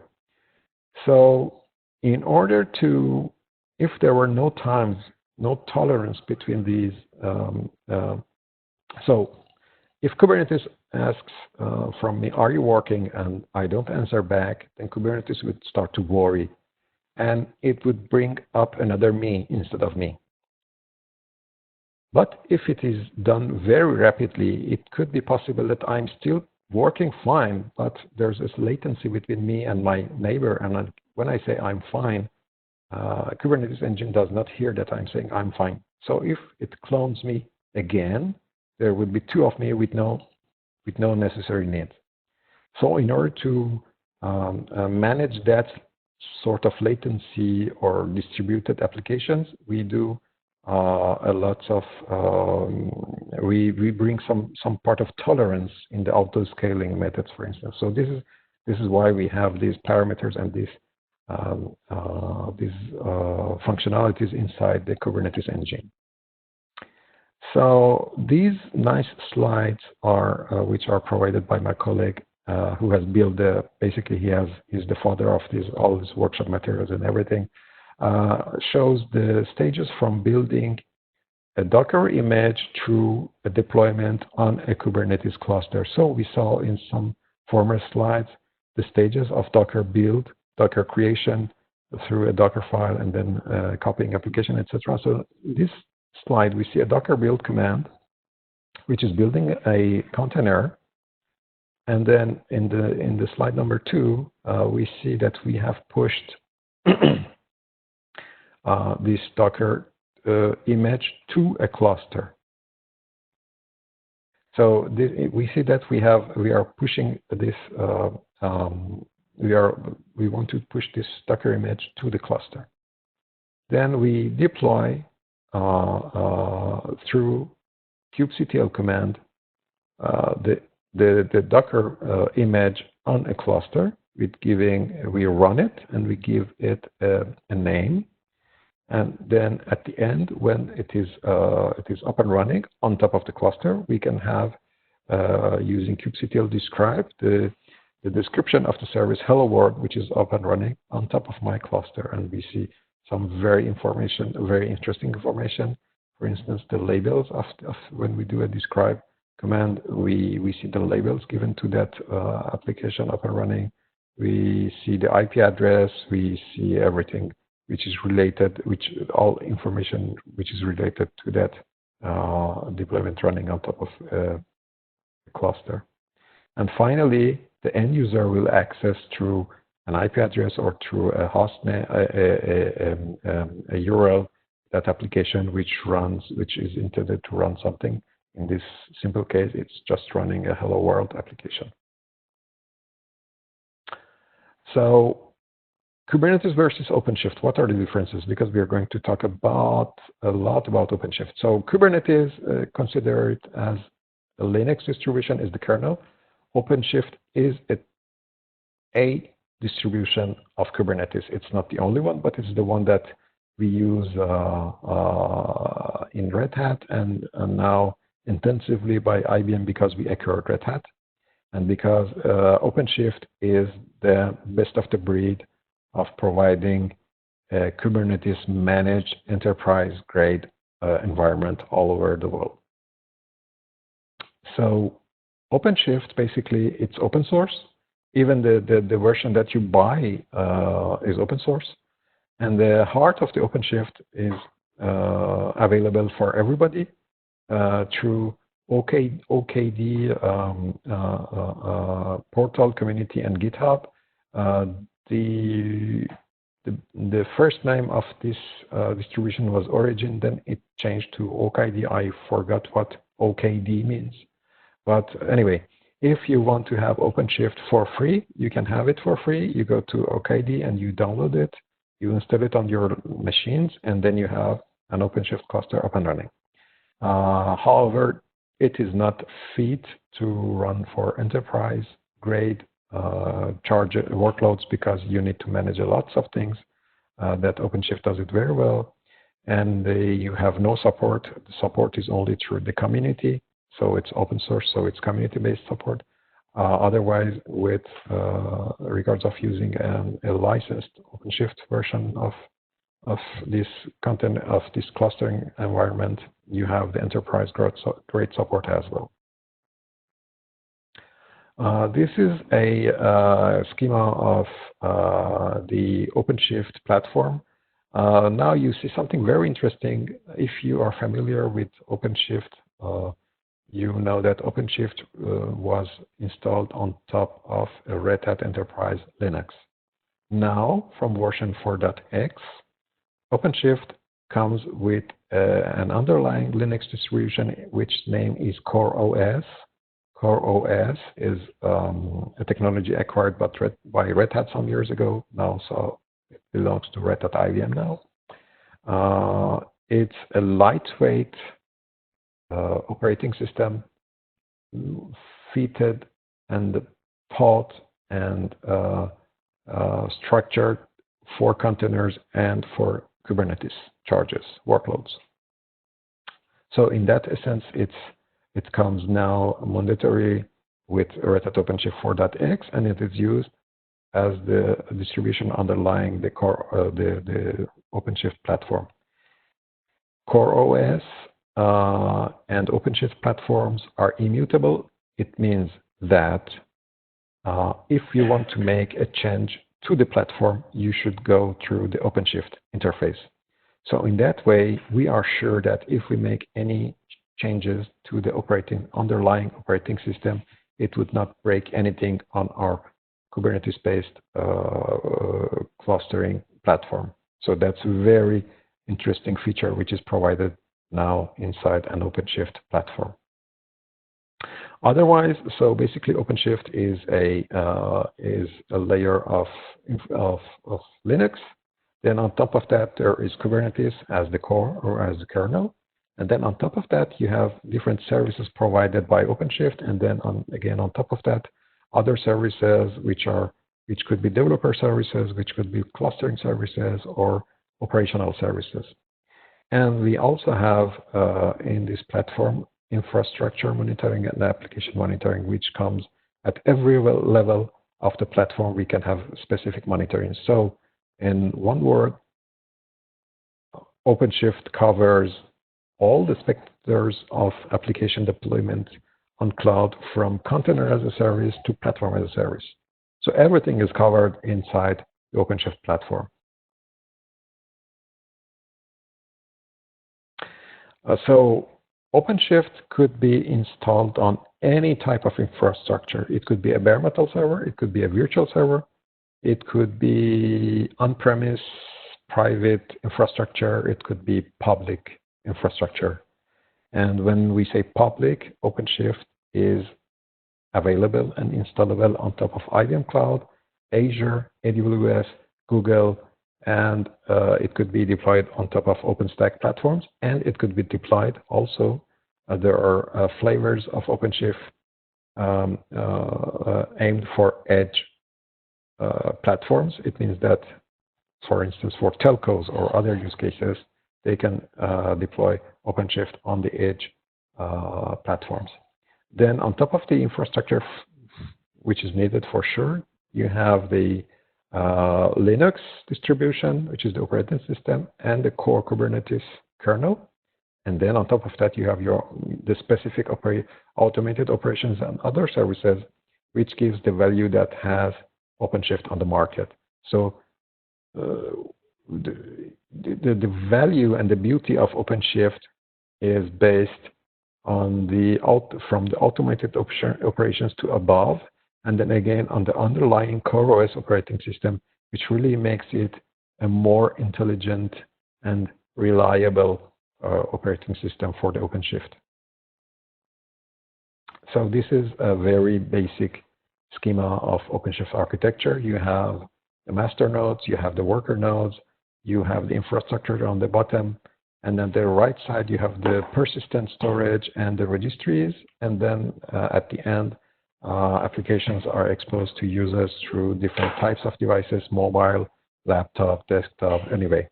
And you see that the level of responsibility of everybody interacting with the OpenShift infrastructure, you have the operational guys who do what is required in regards of existing automation tools and everything. They interact a lot with the master probably. And the developer guys through public repository or private repository, code repository, and CI/CD and agile services and toolings discuss with applications deployed on top of the worker nodes.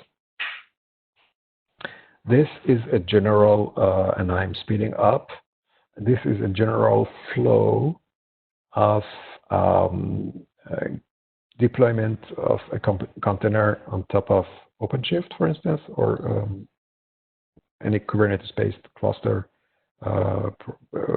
managed cluster. So you see on one hand, we have the imaging part of containerization. Then we have the Kubernetes objects which come into action in order to deploy this image on the worker nodes. And at the end, the application is containerized. Either it was container at the beginning or it becomes a container and then okay. So and at the end, the end container is available as an application to the end users. So a very interesting feature on top of OpenShift platform is the source to image procedure. The source to image is the procedure of deploying something as an application to the end users, which becomes at the end a container, okay, a container image.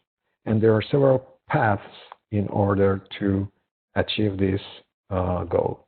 One is, as a developer, either I develop directly, such as if I'm using the platform as a service functions on top of a Kubernetes, on top of a OpenShift, on top of an OpenShift platform. Either I code it directly on the platform as a service part, or I have some code which is I'm doing locally, then I push it to a Git repository such as Git or GitHub or whatever.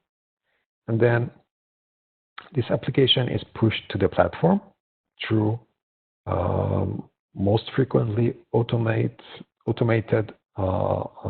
pipelines. Then the OpenShift platform takes my code, builds an image, put it on the image registry, and with the procedure of source to image, deploys my application to the end users as a container.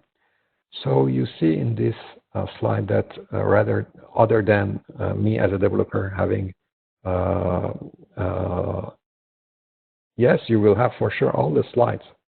Don't worry. And you see that you upload your code, or you push your code, or you type directly your code, and at the end it's deployed as a container to the end users. The other way is that you have an existing J2E application, and you have built a WAR file, which is a J2E distributable application. You push it to the OpenShift platform. OpenShift platform builds the image, put it in the image registry, and through the source to image, deploys a container at the end to the end users. The last step is that you have already made your container Docker image or any other compatible container image. You have done the job on your laptop, and you have deployed your image to a registry, and then you deploy your image as a container image to the OpenShift platform. The OpenShift platform puts it in the image registry and then exposes it to the end users again as a container. So, and when we talk about isolation, we saw that containers are isolated. Kubernetes environments and OpenShift are also very well isolated platforms. It means that we have isolated silos of clusters of different types of applications which are distributed. For instance, we have a inventory application, we have a payment production application, we have a payment development production, payment development infrastructure, and all these structures, even though they are clusters, they're working independently one from other. They don't see each other unless we want them to see each other, and they are secure and isolated. So again, we do a lot of command line stuff when we use Docker, Kubernetes, and OpenShift. So OpenShift comes with two types of CLIs. One is really a general purpose, and it's mostly used by operation guys, but it could be also used by dev guys. It's OC command line, and by the way, OC command line does the same things that kubectl does, but it's even better and shorter in terms of the application, the things that we can do with the OpenShift CLI client. So you have the OC command line, which could be installed on top of your computers, and then which works the same way that we saw as kubectl does. It works mostly with the YAML files. The same stuff you can do with the kubectl, you can do it with OC against an OpenShift cluster platform. And oops, I forgot to put slides here. There is also another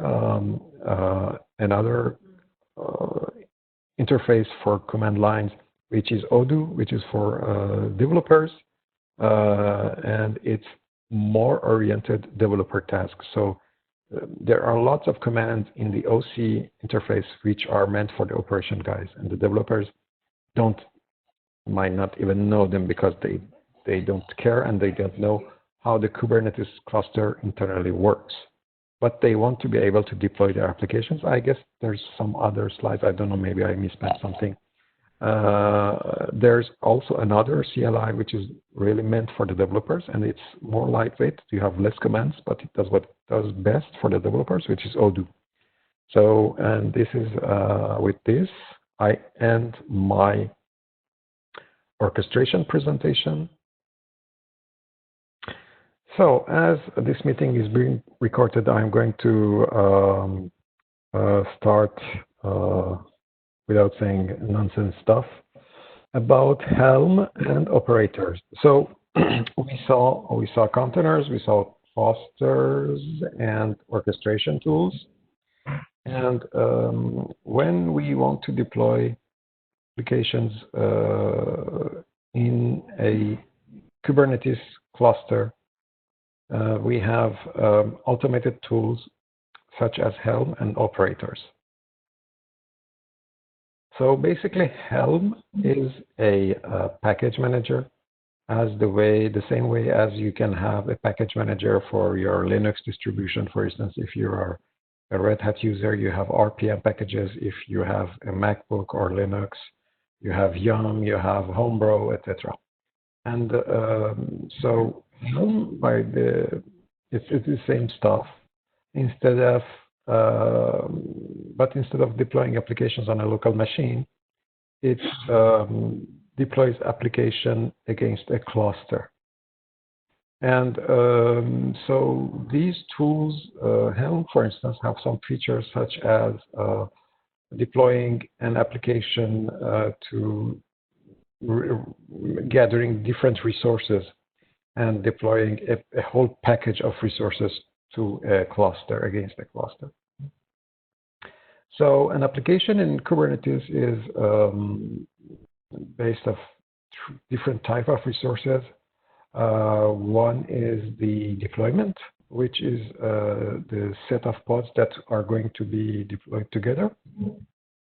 Each pod, remember that each pod has one or several containers. And the other resources which are distributed are services, which are the endpoints for accessing the APIs in those pods. And the other resources we saw contain maps, secrets, persistent volume claims, etc. So there's a chart we use in Helm, which we call a Helm chart, which is a model in order to package different types of resources together and to deploy it on top of a cluster. So you see the little image on the right hand of the screen. You see that there's this deployment, which is more global. Then you have the replica set inside the deployment, and then you have pods doing some tasks and which are related together. So a bit of Helm terminology. Helm is the tool which installs charts into Kubernetes, or they let to create new releases for each installation, for instance. And there are, the same way that we saw there were Docker repositories or container repositories, there are Helm chart repositories. And now we talk about charts. So charts are templates of set of resources necessary put together in order to run an application. And charts include different type of objects together. So basically, charts are directories. Okay, we'll see that later. It's a structure and the file system. It's a directory with stuff inside. A repository is the storage for Helm charts, and for instance, when we say stable, it's the namespace of the hub for the official charts. A release is an instance of a chart running inside a Kubernetes cluster. You remember we talked about, when we talked about Docker, we said image and container. You should consider a chart and release in the same way. And Tiller is the templating engine running, which runs as in a pod on a Kubernetes cluster. Okay, so the Tiller is the templating engine. However, with the new version of Helm, which is version 3 today, as of today, Tiller is no more used. Tiller also stores each release as a Kubernetes config map, among other tasks that it does. So these are several steps sorry, of deploying a chart template, from a chart template to a deployment manifest. There are stages to, we have YAML files, for instance, we have a deployment YAML file, which is, you see stuff written inside brackets. So these are parameters which could be replaced by the values coming from the value YAML file, for instance. So each let's say object or subject written inside of brackets would be replaced by the real values coming from different YAML files. And at the end, gives a Kubernetes manifest file, which we will use in order to deploy applications on a cluster. And this is a kind of close-up of what we saw in the former slide. You see that there's the containers, name, image, and this is something .values.image repository, and it would be replaced, for instance, by Nginx when we do create the real deployment manifesto on top of a cluster. And this is what it gives at the exit, or as a result, the Kubernetes manifest file, which we will execute.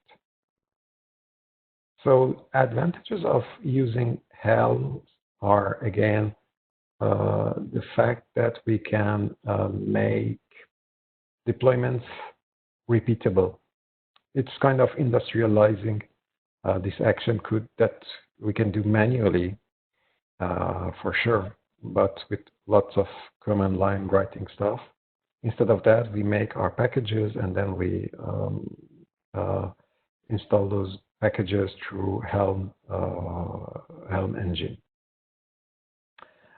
Also, the Helm gives us the possibility or the ability to separate configuration from the manifest formats. And it also is a handy tool which we can use when we want to upgrade a new chart version for a newer release of a given deployment. Also, we can have rollbacks using this Helm engine. And finally, we can delete a running chart version, which is a release, and we can delete a release using Helm engine. This is a list of Helm commands that you can see here. You don't have to learn them by heart for sure. You can find them if you're interacting with the Helm CLI again. You can do always any command Helm or any engine --help, and you have the list of available instructions or commands that come up on the screen. And this is an example of installing an application on a cluster using using the Helm engine. You see that at the beginning, top left, we search for a given package, for instance, MySQL. Then we install the stable version of MySQL, and we do it through the command line, as you see. So it's quite easy. some two lines of commands that you type, and there you go. You have your installation, which is you can have the output of the installation progress, and then you have this application installed on top of your Kubernetes cluster. So it's really quite easy. So I talked about the charts. I said that the charts are a directory which regroup different objects together. So for instance, when we create through Helm a new chart, it's a tree of directories is created with some by default files as templates, and then we can go in each of these files and personalize them in order to obtain the final deployment that we want to make. Okay.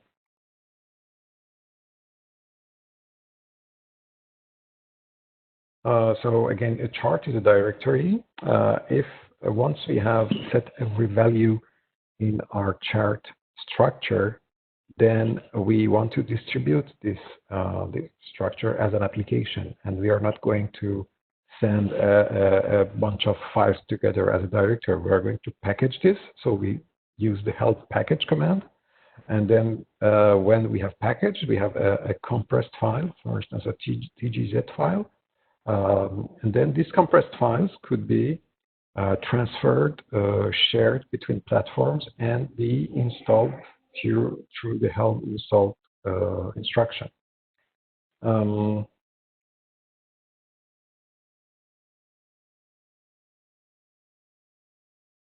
What is important is that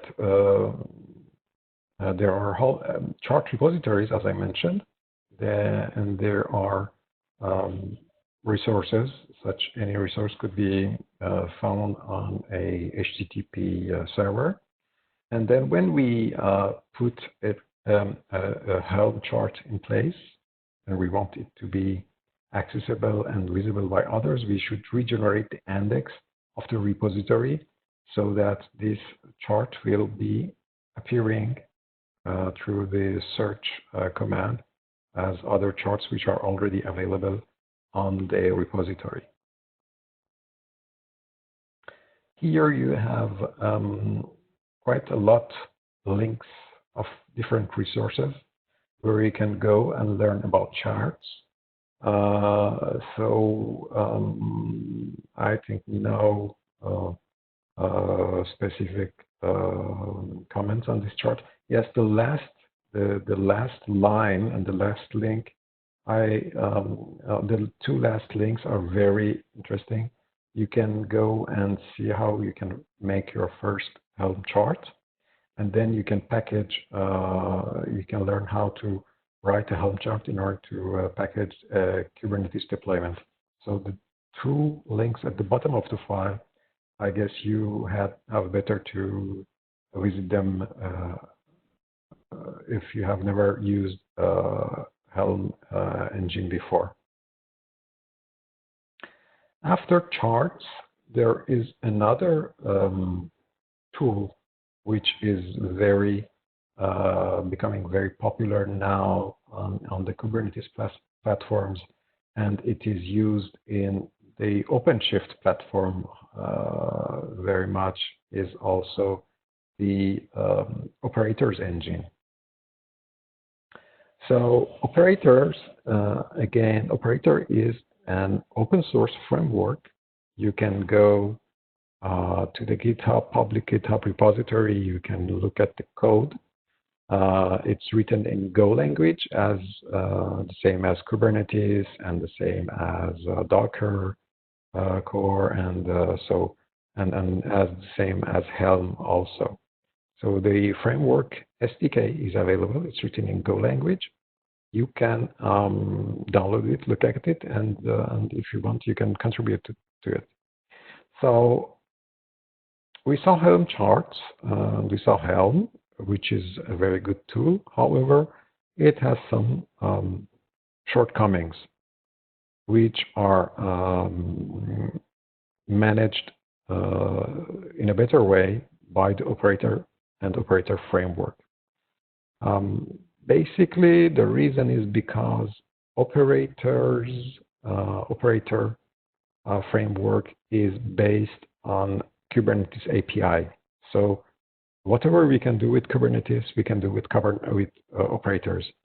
And it means that we can write an operator, or we can write operators that can do, which are able to do whatever you want to do with Kubernetes objects. So that's why they are more sophisticated than Helm. And we will see later, operators give us the ability to manage the whole life cycle of a distribution rather than Helm chart, which gives us the ability to push an application or to maybe upload a new release. So Kubernetes operators, it automates day 2 management. So what we mean by day 2, it doesn't mean literally day 2. It means that everything that we want to do to manage the whole life cycle of an application once it has been deployed on a cluster. So that is why, again, operators are gaining more and more popularity among the people who manage Kubernetes clusters. Because through operators, we can build workflows to automate lots of tasks that we did manually before having this framework. So operators are for Kubernetes are enabling the same experience that when we make cloud-native applications on any given cloud infrastructure, for instance, in a type of platform as a service. So so operators have the same raise the same agility for people who want to maintain the cluster deployments. So there's a SDK for operators, which gives us the possibility to manage the whole lifecycle management of any application deployed by the operators, and also gives us the possibility to do implement different types of metering of the application usages, for instance. The SDK, as I mentioned, is in Go language. However, you're not you're not obliged to know mandatorily Go language. You can use any other language that you know, for instance, Java. Any other language that can, in which you can import the Go libraries, and so that you can make a call to the SDK framework and objects.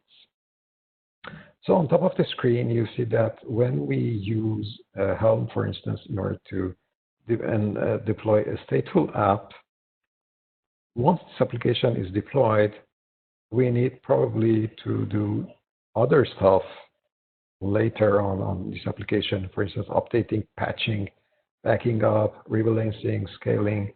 And these are usually things which we cannot do, lots of them which we cannot do with Helm, for instance. However, operators gives us the possibility to do the whole cycle at any given time during the life cycle of a given application. This is a comparison on what we can do with Helm, with Ansible and operators. Ansible, we didn't talk of it. It's an automation tool. It's again a tool which belongs to Red Hat, and it's a very popular tool in order to make automation tasks on top of cluster and the cloud.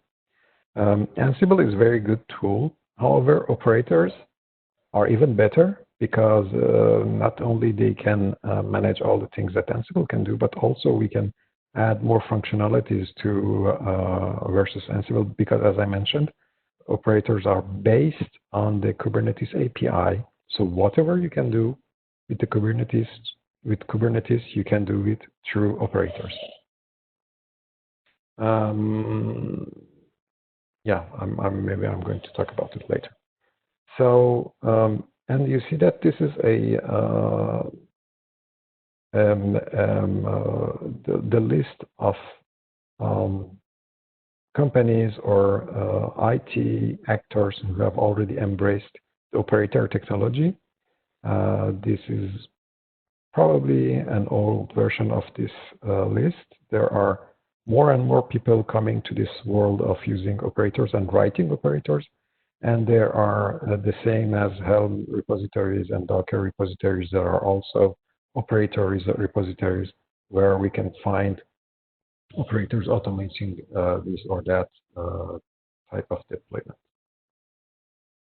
So it's an automation application again, just to emphasize that it's an automation application.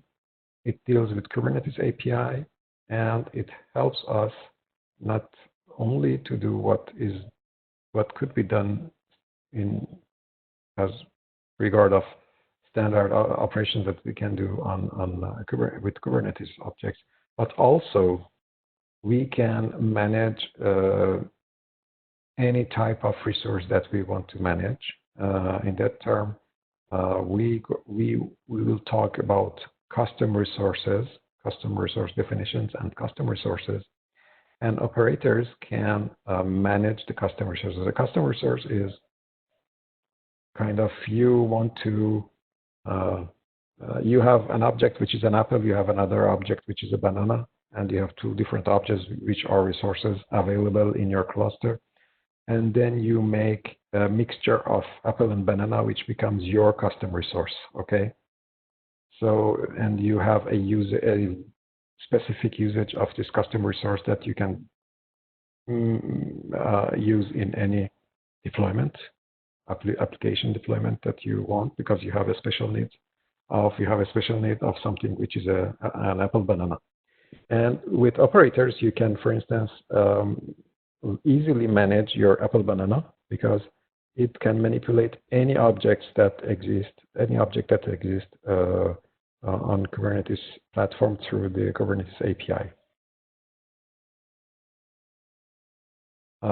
So custom resources and custom resource definition. Custom resources are the new resources, for instance, deployments, pods, secrets that you create, and you, for any given reason, you want to regroup them or categorize them in a particular way, because that's the specific need you have for your deployment, for your application. So then you make custom resources.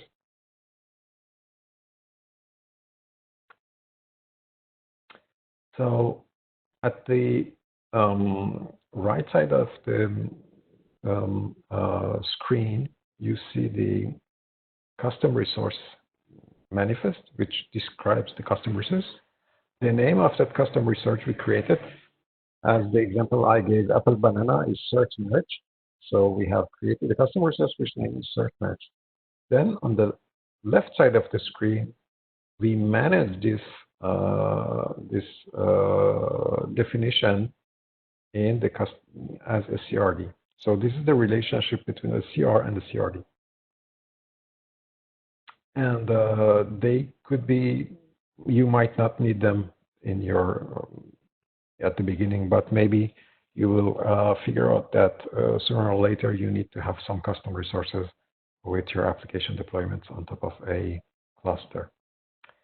So there are also other alternatives to either Helm and operators, which are exist over there on the market, but are less used. I would say that Helm is sort of standard on the market, and operators is the next gen of tooling, which will be more and more used in the Kubernetes environments. So you have the link to Operator SDK. These are high-level APIs and abstraction of objects where you can use them in order to make some binding of logic in an application using Kubernetes objects. And there's a link on the bottom of the screen where there's a very good example of how you can make even Helm-based operators. You can wrap a Helm deployment into an operator. So I suggest that you take a look at that link when you have some time. Everything regarding the containers, the clusters. I'm going to talk about the notion of IBM clouds, and I put an AS when I say cloud on purpose. So IBM clouds, from the beginning, IBM had a vision of hybrid cloud that was some years back from now, and we were always kind of people are looking at us weirdly because we were talking about hybrid cloud. However, we know that nowadays all of our competitors are talking about hybrid cloud. There could be AWS or Azure or Google. So we know that the cloud is accelerator of business. We can do lots of stuff that was not that we done so easily with the resources available on the cloud, such as, for instance, artificial intelligence, analytics, I don't know, IoT, blockchain, everything. And probably all companies are more or less on the cloud or trying to go to the cloud, but disregarding the number of companies, let's say the quantity of workload from all those people who are already on the cloud, which has moved to the cloud, is very few. We estimate that only 20% of enterprise workloads has effectively been transferred to the cloud. And there are several reasons for that. There could be a lack of competencies, lack of knowledge, lack of maybe some fear of exposing data or information on the internet. So the vision of hybrid cloud is precisely there to help customers to overcome all these problems in order to move their workloads securely and safely to the cloud. And again, a hybrid cloud is a very vast definition. A hybrid cloud could be something like something between on-premise infrastructure and on-cloud infrastructure. So it could be also with the vision of multi-cloud. We know that lots of companies are not customer of one only cloud provider. They take several cloud providers for many reasons. It could be because of type of compliance available in one region, for instance, or in one geography. It could be because of the price. It could be because of strategic charge balancing or workload balancing between different infrastructures. So their reasons are very diverse, and IBM is there to meet the customer's requirements. And you see you see the view of the point of view of a hybrid cloud. It's between traditional IP private cloud and or public cloud, which could be divided in public cloud or public private cloud. And so the aim is to migrate and modernize existing platforms and innovate, help companies to innovate in the domains that it would help them to be disruptive in their respective industries, and also to manage all these changes either way they are using the cloud in order to migrate, modernize, or innovate. So from the very beginning, IBM's visions of the cloud was hybrid, multi, open, secure, and managed. So IBM solutions are, most of them are, the choices of the platform are secure, are designed to be open, they are managed, and they give the agility of the customers to be either hybrid, multi, or whatever clouds. So IBM and you probably as business partners of IBM, we have an important role in order to advise customers to build and move to the cloud. And then when they're on their journey, on their path to on the cloud, or already on the cloud, or moving to cloud, we can help them manage and govern and optimize their workloads. And we have several ways to help them to do that. We have the platform for sure. Then we have advisory tools and services. We have migration factories, helping them modernizing application, lift and shift, or development.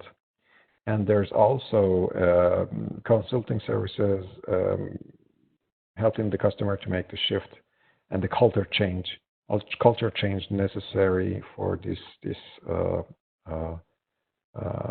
move. So either way we look at the hybrid deployments, it could be from a starting point of a private going to public, or we are already on public, and then we need to go back to private because of several reasons: security, compliance, expense, cost. So in either way, we can help them to achieve the hybrid deployment of their clouds. Either way, we could help them to achieve that goal. These are some examples, not exhaustive, but some very often examples we see in the cases of hybrid cloud usage. It could be, again, it could be independent workloads, private, public. Public cloud could be used, for instance, only for development and test purposes. It's not something that's not familiar. There could be the need of usage of HPC, GPU-intensive calculations and needs, which might cut very expensively for a customer, but they can provision an infrastructure with some clicks on the cloud and be able to stay more or less a long time on that infrastructure to do what they need to do. And also there are needs for instance, scaling out. We are using a private cloud or private infrastructure, but then we want to scale out, enhance the capacity, and then we go to the cloud. Or we can use the cloud for archiving purposes, or just to have some disaster recovery usage. This is not exhaustive, but again, some big companies who are customers of IBM Cloud, you probably recognize Hertz, a car location company, and American Airlines, which is a very big American airliner with a huge range of activity all over the world. And you see the cases are different. Hertz, for instance, it's a real case of multi-cloud, IBM AWS platforms. Bradesco, it's about using AI in mobile banking. American Airlines is shifting VMware environments to the cloud. Now, when it comes to the glue, or one of the big glues of our proposal in order to help customers achieve their multi-cloud management, hybrid multi-cloud management platforms. There comes in consideration the Red Hat OpenShift platform. Why? Because OpenShift, we mentioned, it is it is installable on top of every imaginable cloud and type of infrastructure. It could be mainframe, it could be power systems, IBM systems, power system, and you know that power is now a consortium. So other providers, for instance, Google also provides access to power computes, and Azure, AWS, Google, OpenStack platforms, Edge, on-premise, bare metal, whatever you think of, OpenShift is deployable on that infrastructures. And on top of OpenShift, we propose to deploy IBM middleware if the customer needs them as containerized applications. So that's very cool, because the customer might need to use or might want to use IBM middleware, but for instance, they are on, for any reason, they are on Azure or AWS. That is possible. They can deploy IBM middleware on top of their workloads by deploying OpenShift cluster, and then on top of that, they can deploy IBM Cloud Paks. So again, about the openness of the IBM infrastructure, I said it's IBM is open. So for instance, from every perspective of and every angle that you look, what is implemented or used or provided on IBM Cloud, everything is open, everything is standard, everything is largely embraced by the market. For instance, if we think of provisioning infrastructures, we use Terraform, Ansible, or CloudForms, which was a Red Hat tool. Now it's an IBM tool. For containerized application deployment, we have Docker, support for Docker, Cryo, Containerd. Orchestration of cluster is done through Kubernetes and OpenShift, and automation of deployment for the cluster environment is done through Helm and operators. If you provide, if you provision a Kubernetes cluster on top of IBM Cloud, you have the Helm charts, which help you to deploy applications already packaged and at your disposal on top of IBM Cloud.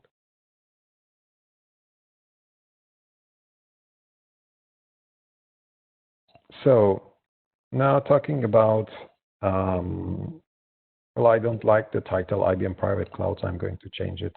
But talking about Cloud Paks and Red Hat OpenShift. So I talked about Cloud Paks, which are IBM middleware inside containers. And these middleware is available on top of OpenShift, and OpenShift is available on top of all these platforms you see on the bottom of the screen. So, and what we deliver as container on top of IBM Cloud or other clouds as packaged container, it's enterprise-grade ready containers out of the box. It means that they are not only they are certified containers, which you have the definition here, which means that IBM has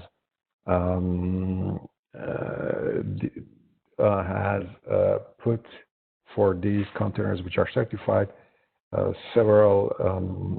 IBM manages the security, so they are said they are verified with the regards of security aspects. They are not containing malware, or they are not containing sort of deprecated libraries or framework which could jeopardize an environment, and they are secure, and they have documentation, they have scripts for post and pre-deployment, and they are supported. But on top of that, IBM has wired families of these containers or middleware in containers together, which answers different specific requirements of enterprises, of companies.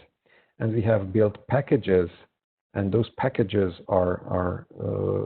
can be deployed on OpenShift, on top of OpenShift, either all the elements of the packages or some parts of the elements of the packages could be deployed. And so it's all managed by IBM. It's the licensing, for instance, is included. The operational part is included. The lifecycle management is supported by IBM. So there are many aspects of that represent a huge advantage of using IBM middleware in Cloud Paks. We have 6 Cloud Paks on the market now. You see the list of the Cloud Paks. It goes from application to Cloud Pak for data, Cloud Pak for integration, automation, security. And on top of all these Cloud Paks, we have IBM Cloud Pak for multi-cloud management.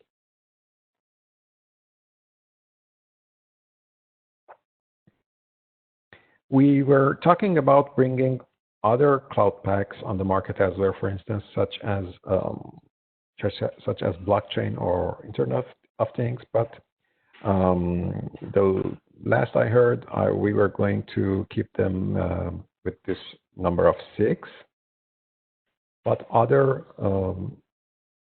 container-based middleware could be provided as add-ons on top of each of these Cloud Paks regarding the family of the Cloud Paks that they belong to.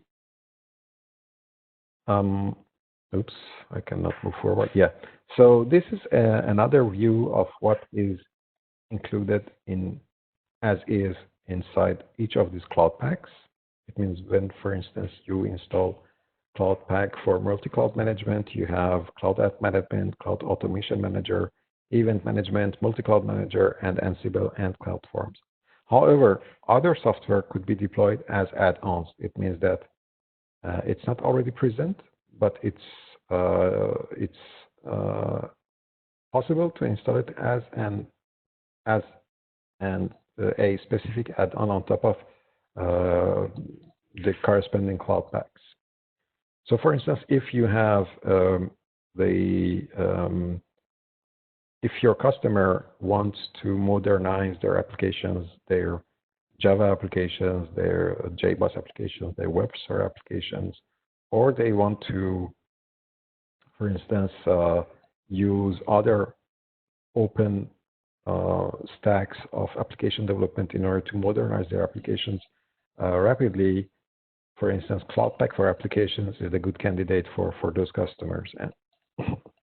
And you have other use cases for other Cloud Paks. For instance, if you want to have the usage of API connect across a company or using messaging infrastructure, or for instance, using technologies such as Aspera, which are the technologies which let companies distribute high volume of data, high volume of files across the internet with a very fast, in a very fast and quick way. For instance, Aspera is the technology IBM is using, and it is available inside the Cloud Pak for integration.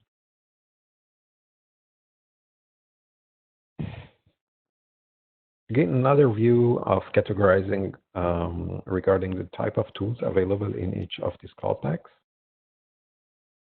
I'm not going to spend a lot of time on that, but you see that each Cloud Pak is really targeting a specific pain point or needs of the companies. So these are good candidates in your discussions with your customers. So Cloud Paks, they need to have OpenShift as the underlying infrastructure, but they could be installed as the same as OpenShift. They could be installed on premises, or they could be installed on the cloud. So we have IBM Cloud Packs on the cloud.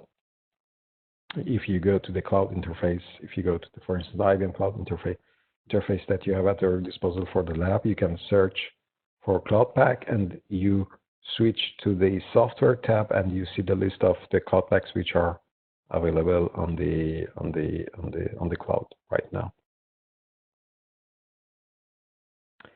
So this was about Cloud Packs. Any question before I switch to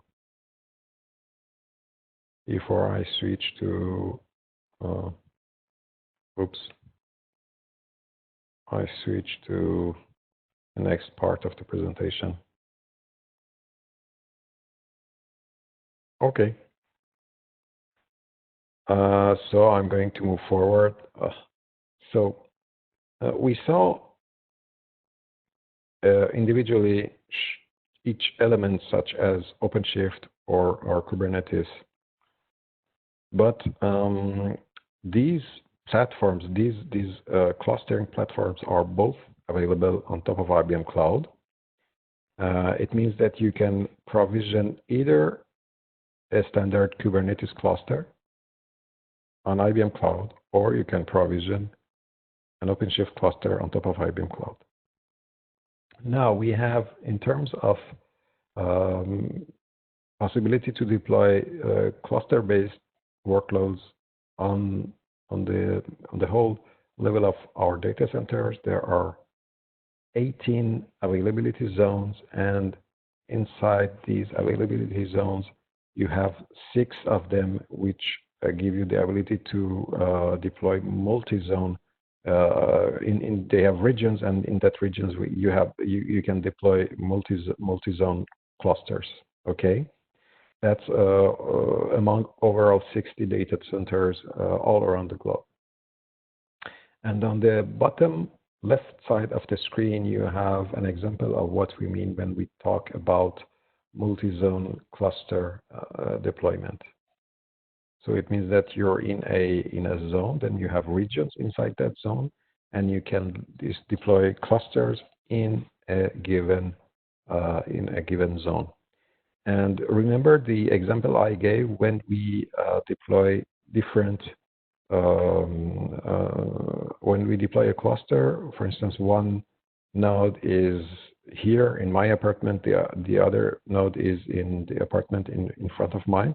So this is really the example of why we might have the need of deploying clusters in multi-zone type, because we want to satisfy a specific type of requirements which needs some high availability, which needs some load balancing, and in that case we deploy a multi-zone infrastructure.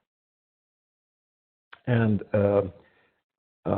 on top of IBM Cloud, you have also this 190 plus services which are already available.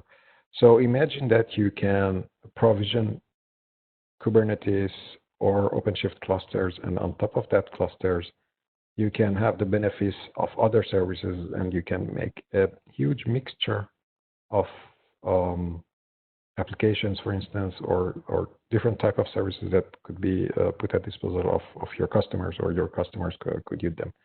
The services begin from compute services to, I don't know, for instance, AI, Watson in the here, or for instance, DevOps capacities or data analytics databases. We have several flavors of databases available on IBM Cloud.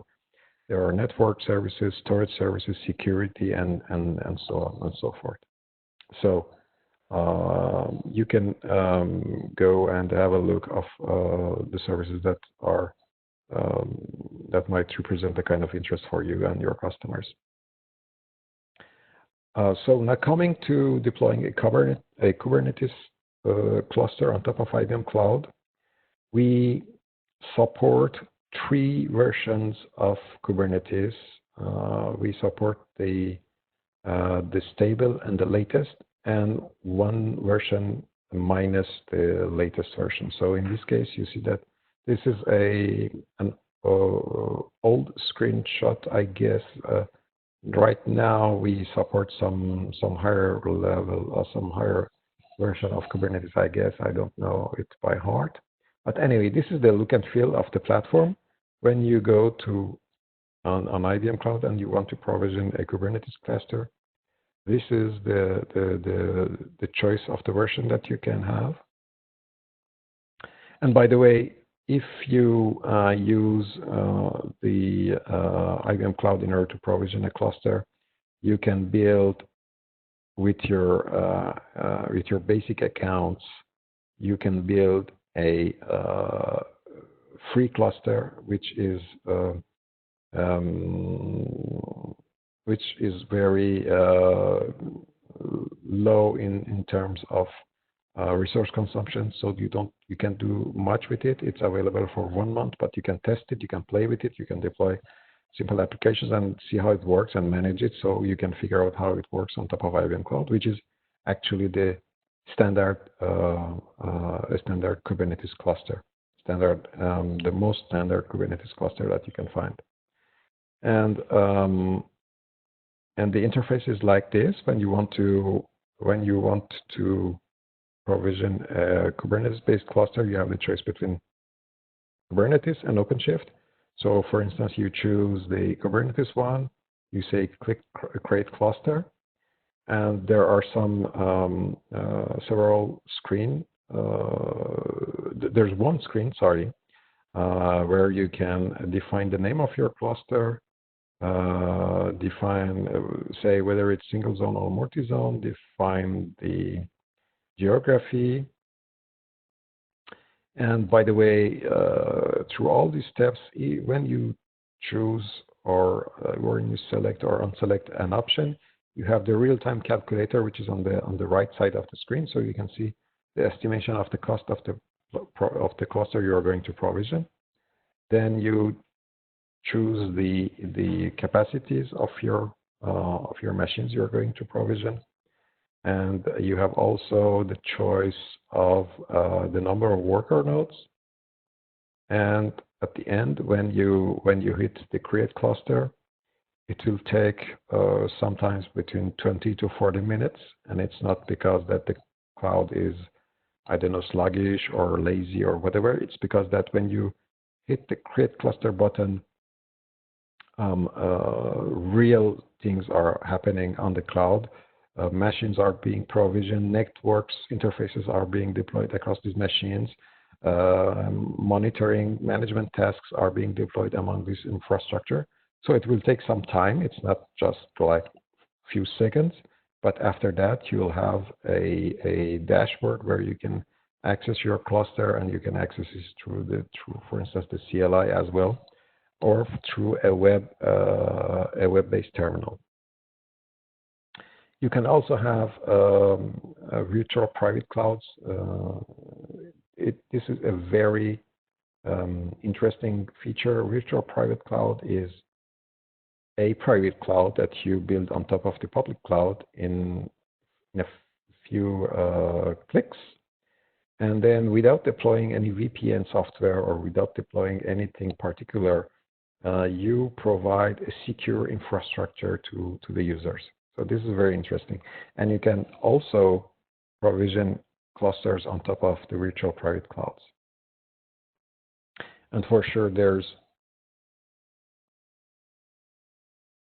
when you deploy clusters, for sure there comes persistent data storage assigned to those clusters without any further actions on your side. It's integrated into the platform environment. Also, I talked about the container security. There's a vulnerability advisor on top of IBM Cloud. I have always a difficulty to pronounce this word,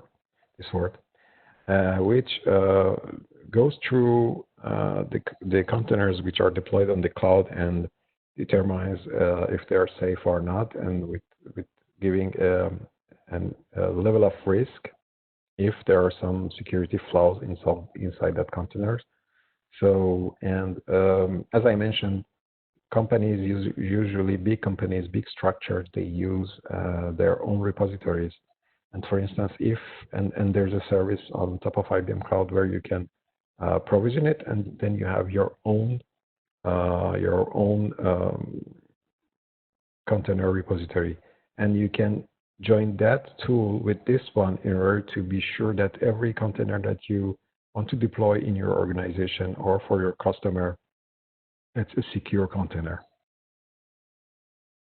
And even you can add that tooling for in order to see if the containers are secure or not in the tool chains. You see, this is the example of a tool chain where each silo presents a step of deployment of an automated deployment. In this case, 4 clusters. So you can see that at some point we test the security of the application. This is the example of what you have when you provision an IKS cluster. You have then access to charts which are available on the cloud, and you can deploy prepackaged applications to the clusters. So again, for provisioning Red Hat OpenShift cluster, it's with a few clicks again. The same choice of single or multi-zone. However, when we choose Red Hat clusters as the minimum prereqs for running a Red Hat cluster environment are a bit more complicated than what we can use for the basic Kubernetes clusters. The choice of the capacities that we want to assign to our clusters are less. We have less choices. But again, we have the same look and feel for the calculator and everything we want to choose. And at the end, we end up, when the cluster is provisioned, we end up with the same interface for the Kubernetes cluster. We have the same dashboard, and we can access our cluster either through the local CLI commands or through a web terminal. If you use the web terminal, you don't have to install the CLI command interface on your machine. Use the web terminal for that. Here you see the dashboard for several clusters deployed on the cloud. So you have the differentiation between the normal IKS clusters and the Red Hat OpenShift clusters. You have the version of each deployment, and you have the state of different clusters, whether they are healthy or not. You have the location and the number of workers activated. So, any questions?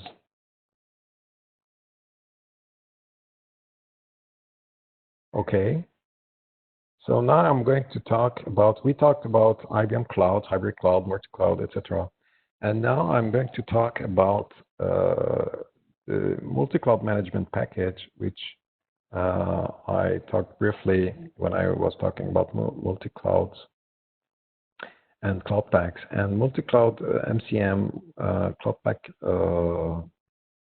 pack for multi-cloud management is really one of the most interesting cloud packs that IBM has provided to the market. And it has, as of now, it's a unique offering, and it has a unique strength, which is very interesting because it lets you to manage all your workloads, either clusters or VMs or infrastructure across several clouds. So I'm not going to go through that slide again. It's again about the ability to and the possibility to deploy OpenShift on top of every infrastructure. IBM multi-cloud management technology stack is this. It's on the bottom of the screen. You see that you have your traditional environments or clouds, applications, middlewares, VMwares, or VM machines, and or bare metal or mainframe. Then in the middle of this, you see the layer of Kubernetes container platform. And then we have the automation services with infrastructure management and multi-cluster management. And then on top of that, we have application management. And this gives us an overall visibility across all the cloud platforms which we have deployed as a company. We can have a look across all tools and processes, and we can better manage the costs and better manage the assets that we have deployed as a company, or if you do this for your customers. So multi-cloud management is kind of the hat over all the other services that we can deploy on any cloud. So it's extending cloud solutions to the enterprise. The client scenarios are the following. For instance, extending cloud solutions to the enterprise, or making a centralized cloud management, or simplifying branch offices.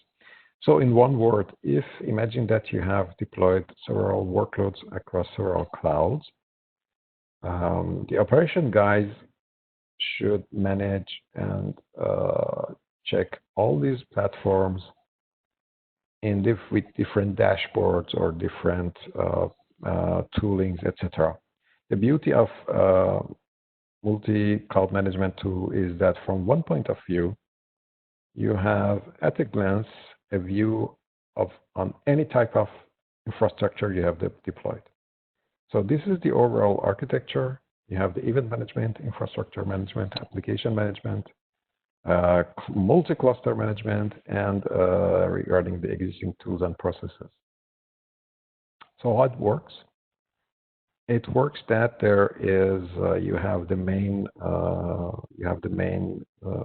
cloud pack, for instance, installed on top of, for instance, IBM Cloud or any other cloud, and then on the other workloads you deploy a kind of agent, which is comes up, which is installed on top of the other clouds or other infrastructures, and then that agent gives you an overview of your infrastructures running all over the world. So, for instance, if we look at this screen, we see that we are looking at a screen that gives us the health state of our clusters deployed on. We have 2 clusters on AWS. We have 1 cluster on Azure, 1 in Google Cloud, and 9 clusters on top of IBM Cloud. And for instance, we figure out that we have a problem on 1 cluster on AWS. So from this point of entry, we can access and manage our infrastructure at a glance. And on the bottom of the screen, you see that we can regroup. We have different sorts and different groupings of our workloads running on these different clouds. This is another view, and what is very interesting is that if you look at the right side of the screen, you see that we can filter on several criteria, such as, for instance, cloud providers, the type of environments, for instance, could be distinguished between development environment and production environment.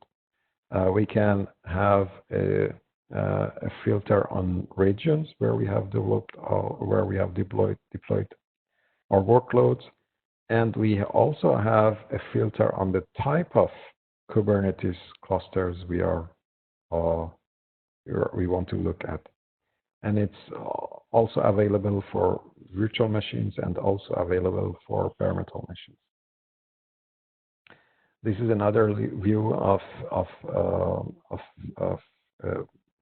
dashboard on the state of health of our clusters all around the clouds. You see that we have the name of the cloud provider, which is in the middle of the screen. For instance, you see IBM, Google, etc. You have again the version of Kubernetes used in that typical cluster, and the version of the internals of that cluster engine which is running, and the number of nodes and the status of nodes.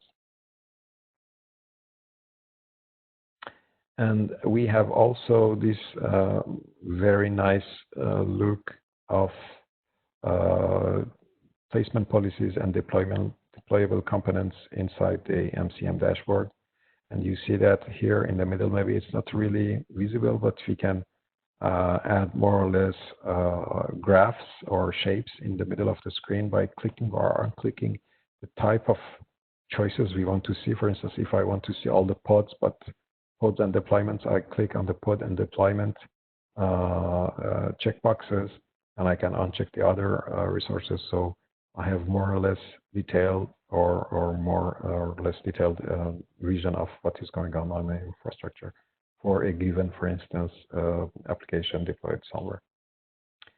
Also, there's this very nice tool, which is the Cloud Event Manager, which is used to, it's nice to be able to look at the infrastructure, but it's even nicer if you can make automation out of alert system, which prevents us to have 24/7 eyes gazing on the screen. There's this Cloud Event Manager, which make the automation of this cloud management very easy. It gives us the possibility to automate sending messages to whoever responsible, either through Slack or through ServiceNow, I guess. And there is possibility also to have runbooks in order to help and ensure speedy resolutions of issues. So it's a very nice tool dedicated to those who are supposed to manage the incidents on top of the infrastructures. So it brings me to my conclusion. We saw that the technologies regarding containers, clusters. We talked about the vision of IBM regarding the cloud management and cloud deployment, and the overall vision of what IBM thinks of the cloud, the philosophy of the cloud. For IBM, it's hybrid and it's open, and it's even further than that. It's multi-cloud. We saw the container orchestration solutions. We talked about all this, and we had a very, as this workshop is intended to talk about containers and clusters orchestration, we talked about Kubernetes and OpenShift. And we want to emphasize again that all the stacks which are used either on IBM Cloud or come with OpenShift, all are open standard stacks, and most of them are open source. For instance, if we talk about I don't know, for instance, Istio, which is a standard tool to manage the services, or we talk about Grafana or Prometheus or Jenkins. These are all widely spread tools which are on the market for a very long time.